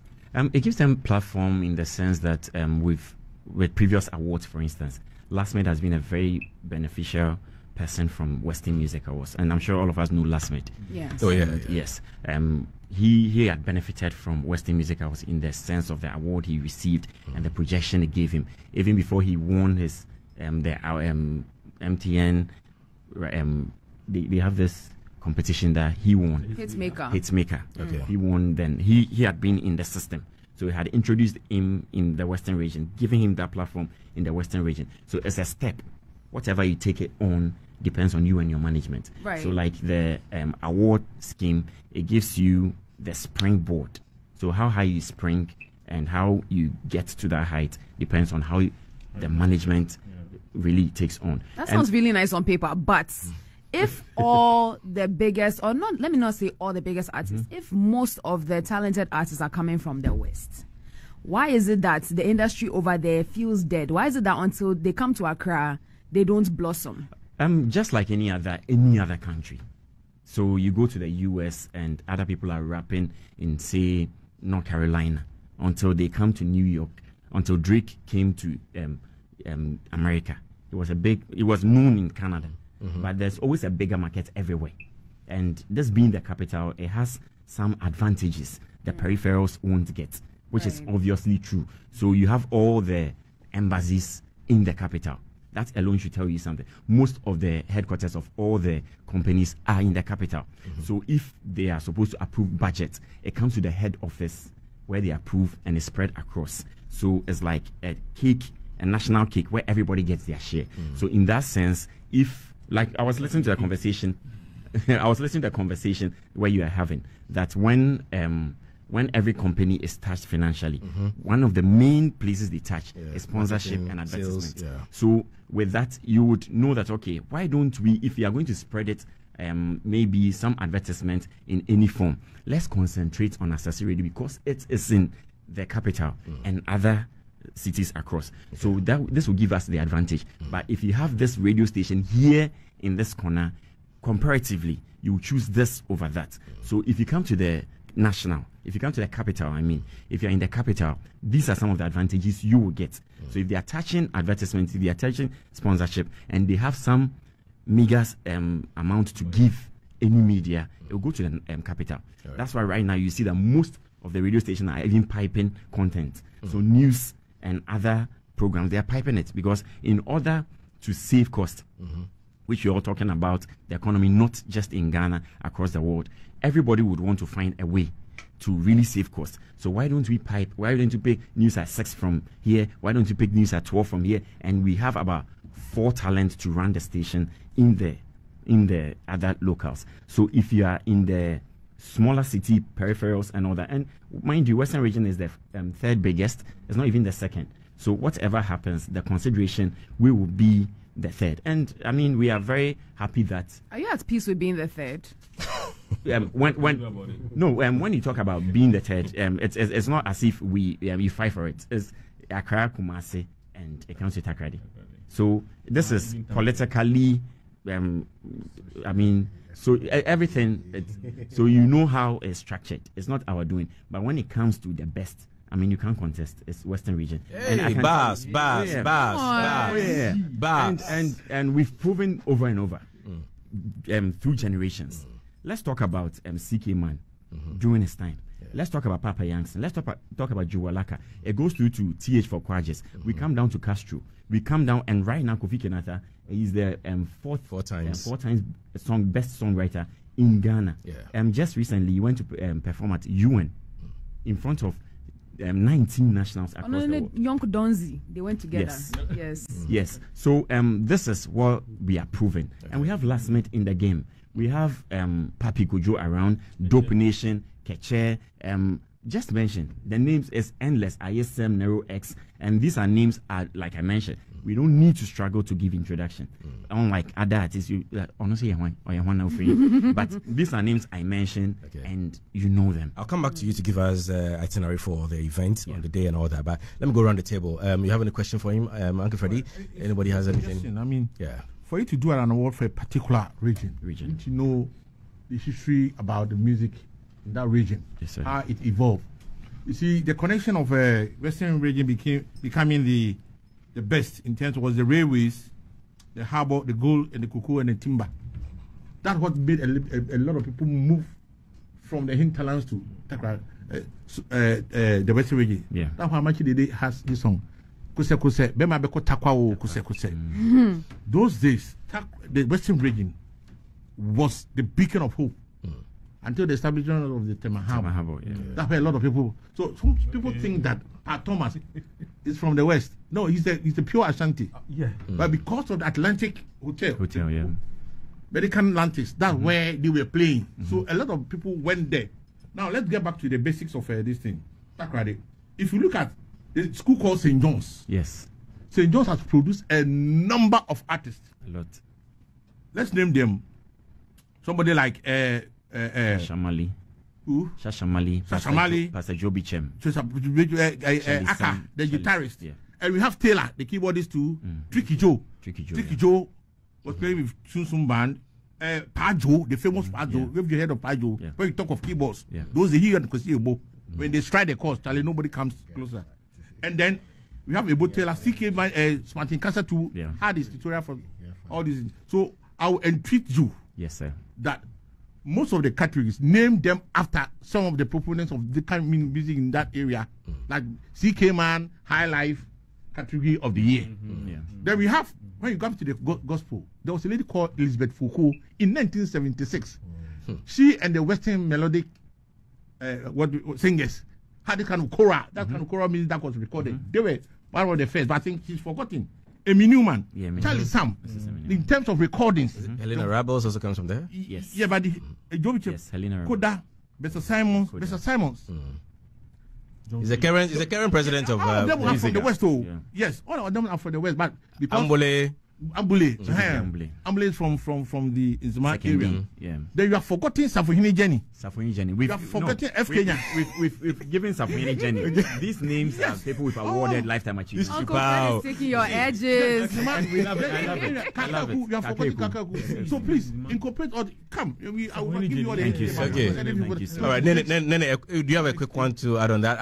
I want to talk about another award. Judge Bosenpim is also on the line, so we'll just do that quick one. Yeah, no, it's not Yankoton.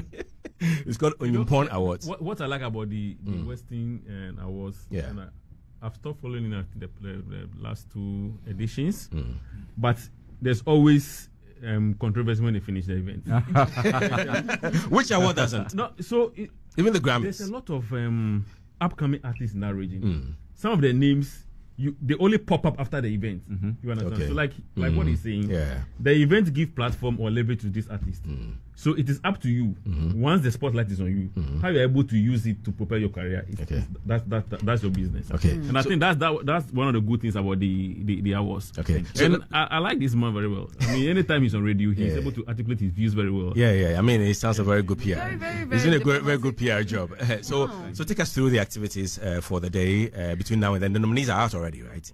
No, we haven't. So it goes through a process like any other like a board nominations, academy or something. We've opened nominations, and like Uncle Fred said, I think we need to exchange contact.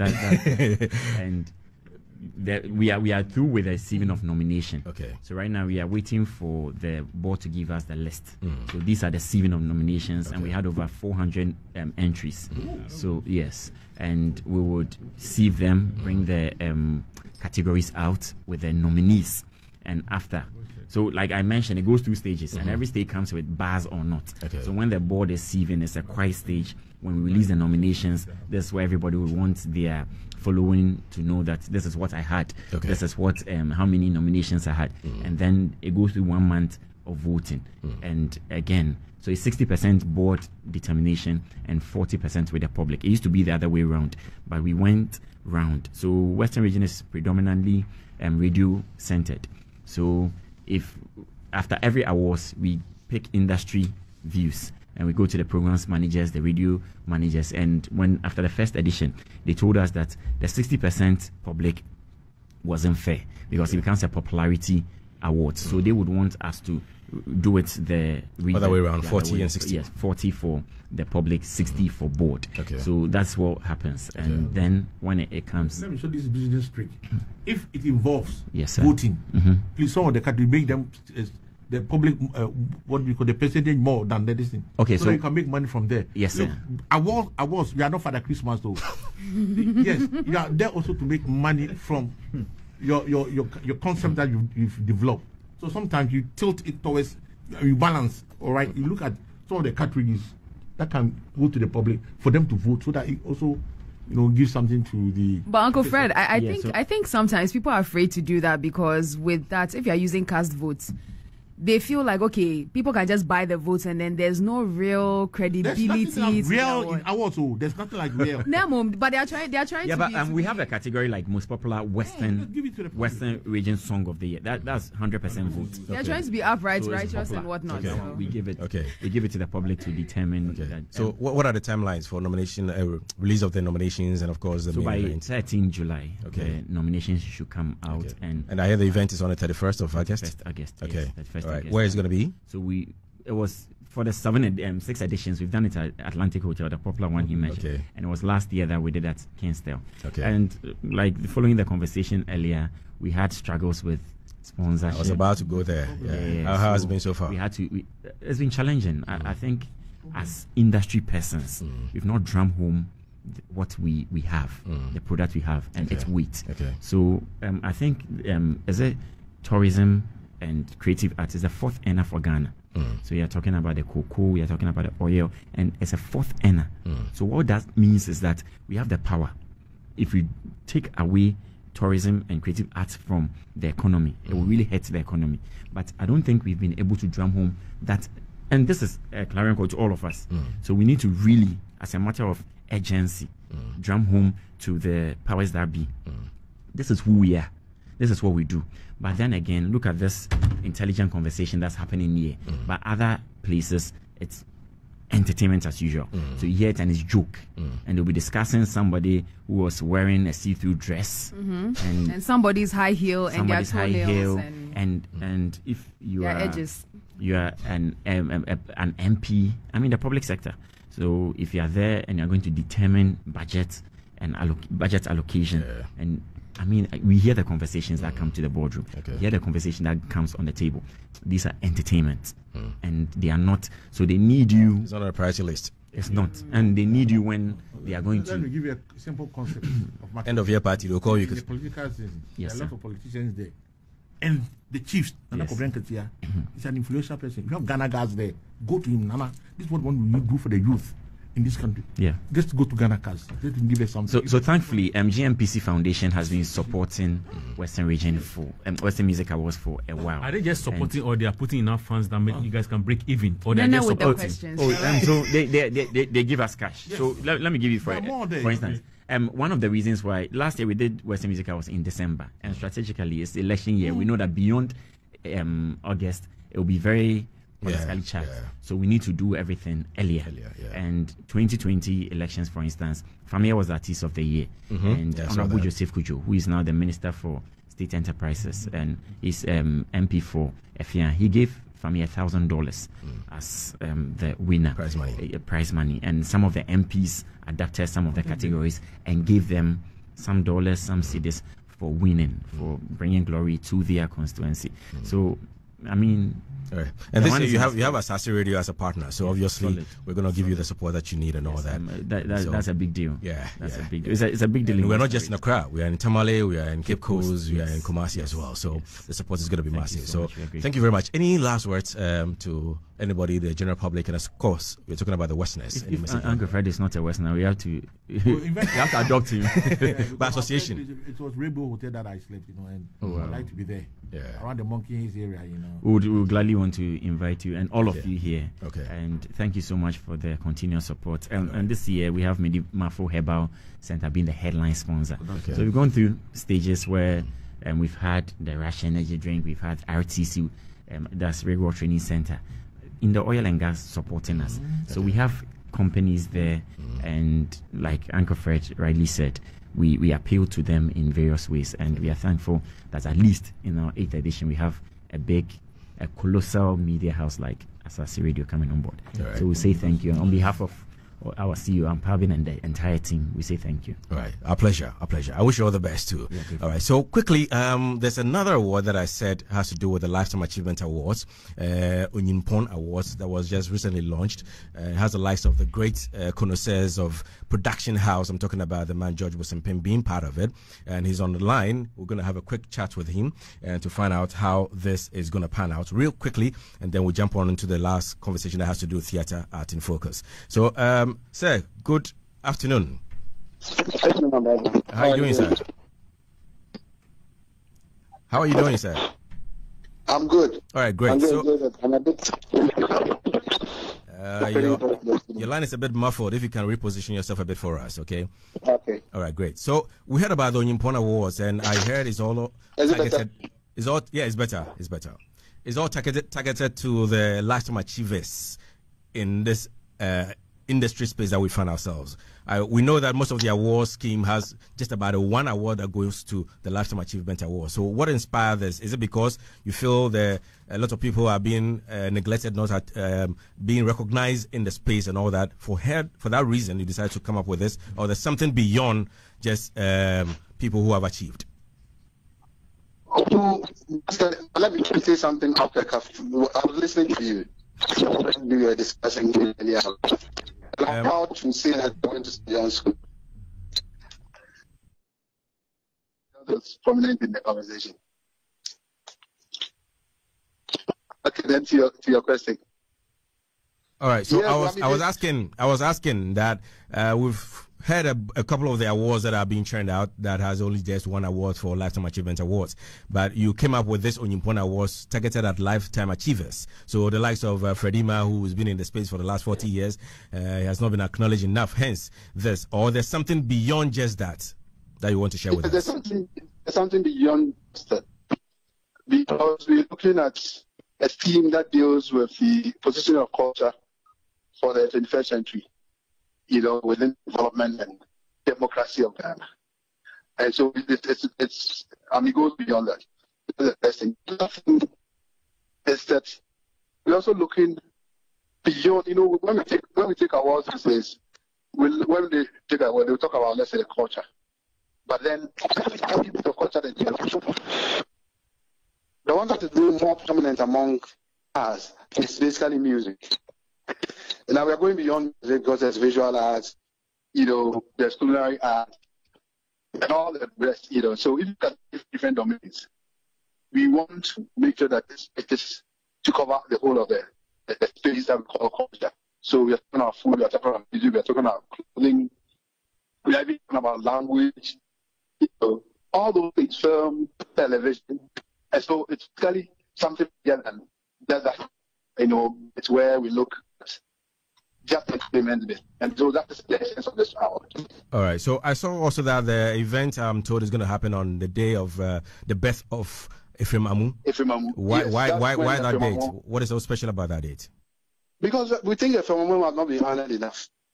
And besides that, that's a 105th birthday of Ephraim Amu. All right, great. So tell us about some of the categories. You want to mention some of the few categories that you have, if you have any? You come with your question, and there's somebody talking behind. I can't hear. I mean, the categories. What are the categories looking like?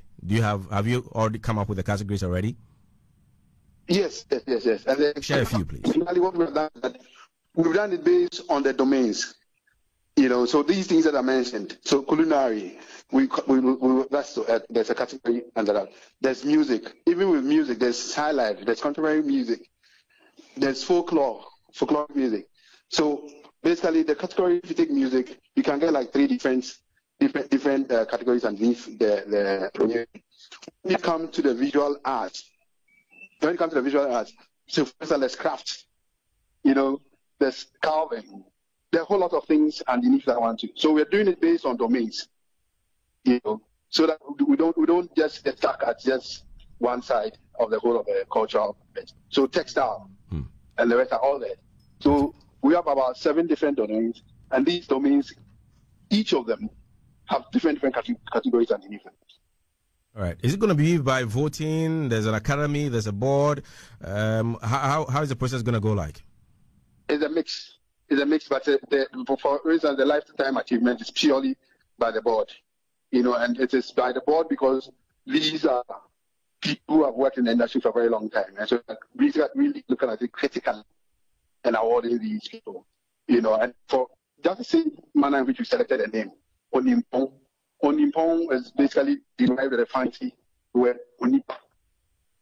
So Onyimpon is somebody who's done beyond the normal thing that all of us would do. So that's what we are looking at. So the left ones are purely I asked in the industry, that people on the planning committee and the board, the Ministry of Tourism, Arts and Culture, and even at the that you could see the Commission on Culture, the Creative Arts Agency, the Film Authority, all those people that besides that, you look at even other people from outside that. It means somebody like me who's in film and television. Look at music and all the other associations like the Ghana Culture Forum. Also, people are picked across all those kind of domains to form that board. And so basically, these are people in the industry and can easily do that kind of peer review. And so it's a peer review mechanism that they're going to use to select these guys. All right. Okay, so my final question is, what was the ultimate goal for this? The ultimate goal is we need to look at that we used to have everywhere let me go back. We have Xtra, which is became Accra, remember? And that's basically kind of award that was created by the people themselves who were in the industry. And it wasn't basically a commercial thing. Our feeling is that as we're going on, no. Look at the essence of this. Unfortunately, I'm having a very terrible line with Mr. George Bosom-Pim, who has been in the film and creative art space for quite a long time. He's a member of the planning committee for the Yumpon Awards, scheduled for 13th of September. Happens to be the birthday, or 125th birthday of our very own Ephraim Amu, and it's going to happen. And he was just giving us a brief on all that is going to happen. Apologies for very terrible line that we have this afternoon. We tried everything possible to still give you the best of the interview, but unfortunately we had to end it at this moment. So we're going to get into the final part of the conversation for today. It has to do with the theatre art in focus. I'm going to, before I even engage Mr. Nutako, who is a rep for theatre art, I want to ask on the table, starting with Senior Man Redima. Where is it? How do you place the theatre art as we speak? In fact, it is revived by certain individuals through stage plays, maybe picking talents to act movies and other things. But I think with the advent of the National Theatre, the basic focus was for us to have that kind of theatre experience, because if you look at that edifice, it was created building for theatre in terms of the acoustic environment, the stage design, lighting and everything. But we didn't make good use of it. I quite remember when the National Theatre was opened in 1993, on the 3rd of June, myself, Kwame Sifakai, Kwame Ebua, General Marcus, Rasapia Levi, the Daughters of Gloria Jesus, one lady, Florian Ponsa, and then one lady called Selena Ollins Lindsay. We went for an audition through the hands of Ni Adukwe Mofat and then Abraham Koko and the Abraham Koko that we know. No. I'm just kidding. Yeah. And then Ni Aite. That Professor Nitate. No, Professor Aite. Something. He was in charge of dance. Okay. So we were performing. Professor Yate. Ni Yate. Is he still around? He's dead and gone. Oh, sorry. Another professor. So we were supposed to perform. I quite remember taking Kofi and Johnson. I was managing him. That's 31 years ago. Wow. Having a theater every Saturday. It was then that it created the Kiso Concert Party. Those were the days that theaters were taken to the rural village, where the concert parties would go and act. The national, what we call it, Arts Council was created basically for that kind of organization. Unfortunately, our theater died because of what? Production costs. Go and ask Joy Quay. Quite recently, the production that they are doing. He did the props alone. Akushika, yeah. Legend of Akushika. Go ask him how much they are paying. And if you look at the proximity or in terms of the space, how much you are going to charge, how are you going to compensate for sound and other variables. All these things come to play that, look, challenge, let me just even get off from the theater area. Yes. And Uncle Obo, in fact, you must stand up to Uncle Obo, because he was the person who stood. He was churning out, I think, every quarter. And I think now everybody is on and on and on. So the theater, people like the theater, unless we make it a national policy that, look, these theaters are built mainly for this one. Because what's the essence of creating of school of performing arts where we don't have places that they can do their act, because the medical doctor has his hospital, immediately he finishes.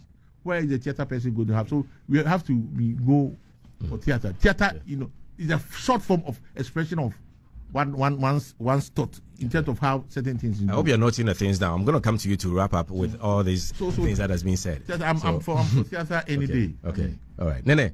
What do you think about the space? So, Uncle Fred was like, the theater guys, where do they go when they finish school? They come to the advertising agencies. They are our copywriters. They are our content creators. Okay. Yeah, I mean, that's just by the by. Yeah. But professionally, that's not what they're supposed to do. So, I mean, theater went down a bit, years ago, until Uncle Ebo started to do all the things that he was doing. Yeah. And then, I think for the past 4 years, George Kui and a few others. I think Latif Abubakar. Yes. The moment. But anytime I go to watch those the plays, and I see the GRA people there, I get very, very, very angry. Because you see, we need to revise the law. Okay? So if George Kui is doing 10 productions for theater, can he do 6 non-taxable so that he can take care of his cost? Now, these are things that countries do to support arts. But, Charlie, the hardcore way of doing things, the guys are there, every ticket be a by the time you finish, when you take Jerry out and you do all the analysis, they are not making any money.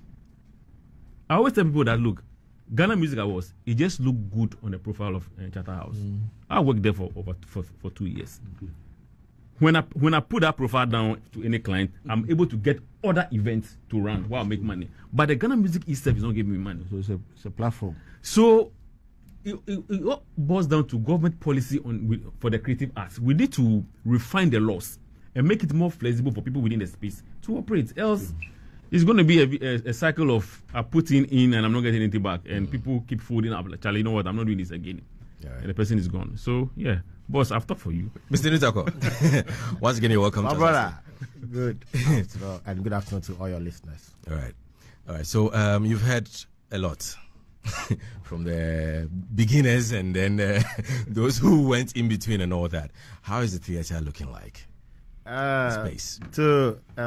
Not bad.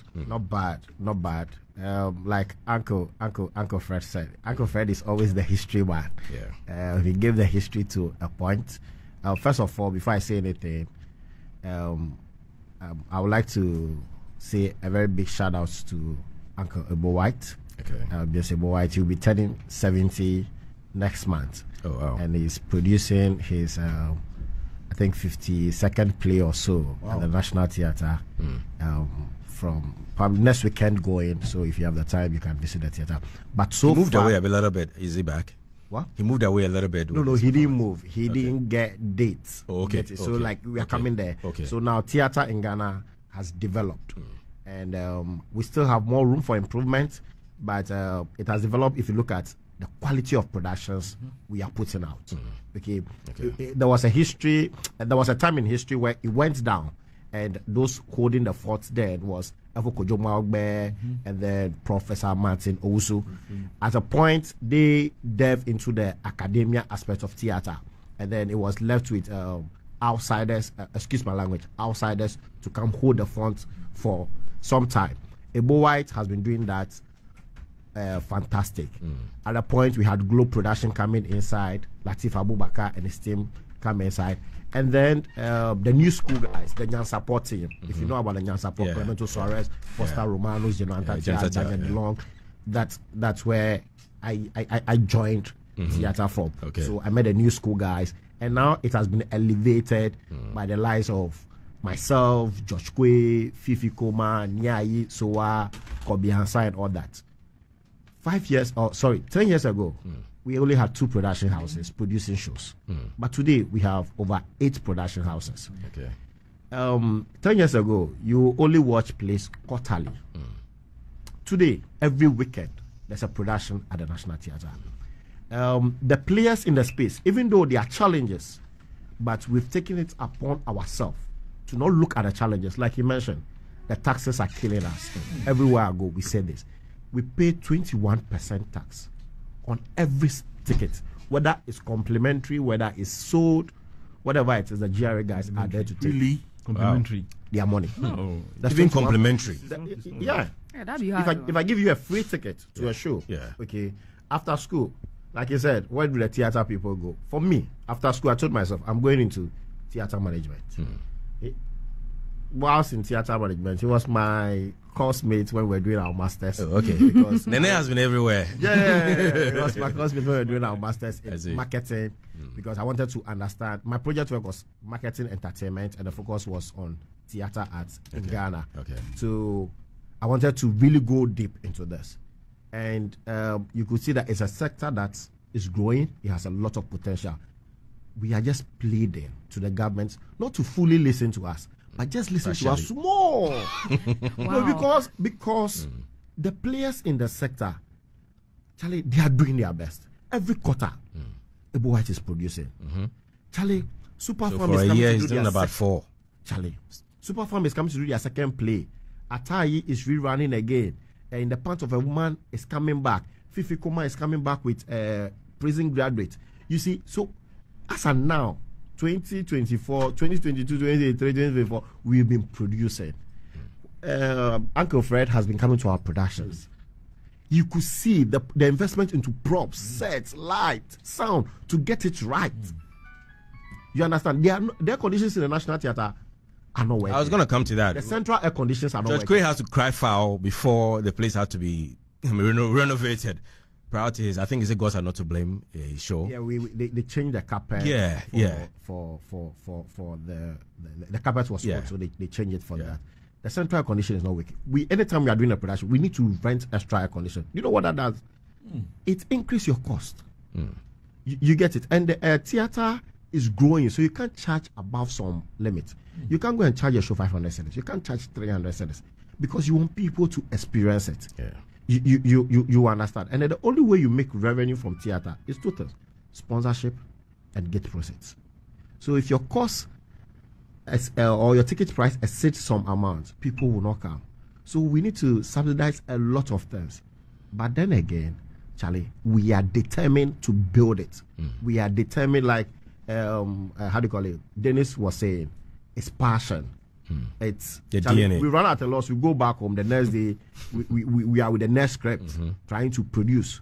You understand? But don't you think that because you are so resilient and you choose to keep pressing on amidst the chaos is the reason why you are not being listened to when you have your concerns? Like, because they think that you can still do it without them. You can manage and do all right with it. Well, I don't. Could that be a reason? No, I don't think so. I just think that for now they are seeing reason in our resilience.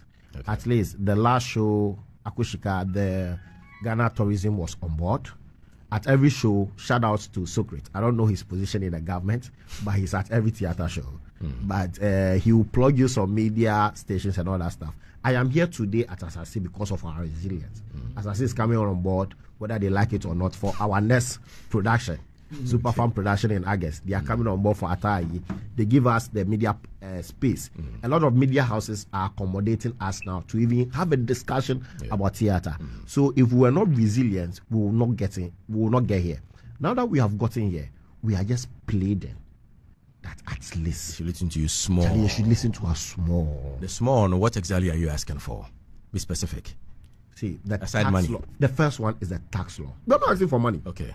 We are not asking for money. Okay. The producers producing, you see, because they know their way throughout in the space, they are able to have conversations with actors, the crew members that, okay, let's do this. Payment will come after. You know, there are production houses that creatives are very, soft or reasonable when it comes to charging and all that stuff. But we are not asking for money. We are only asking that, Charlie, look at some of the laws, especially the tax law. Charlie, renovate the National Theatre for us. Okay. Give us more theatre venues. You get it? We want to produce this. I mean, everybody is producing just in Accra. There's a Kumasi White Elephant Creative Arts. CNC. Yes, sitting down there. Charlie, there's a Koforidua one that we have been using for politics since God knows when. They painted it again. Oh, but please, just give us. I mean, just give us the basic infrastructure. Give us the basic things you can do to make producing a theater show more comfortable. When there's lights, when there's sound, and all those things. Tell people come. People are bored. A lot of people are bored. That is why you see them on TikTok. For how many hours can you watch TikTok? But when you come and see us do what we do live, tell them, my brother, you go love her. Sure. The thing is sweet. People want to watch theater. But Charlie, it is also killing us, the producers. All right. Okay, so I'm going to have a quick take on all that we've been discussing so far. Just about 6 minutes to wrap up. So the Grandmaster is already breathing on my neck. He's going to take over on Back to the Old School right here on Asaase from 4 to 6. And then later on, the man, King Lagazi, will take over from 6 to 8 on Setting. So, Uncle Fredima, let me give you the final take on what we've been discussing so far. It all goes to help in the creative industry. And I think this has a kind of platform to, espouse these kind of ideas. And what my brother said about the theater, we also should take it into consideration, especially the way the GRA have been taxing them. We need to really look at that, because we are the only people who pay tax before we even start working. And it's not good for us.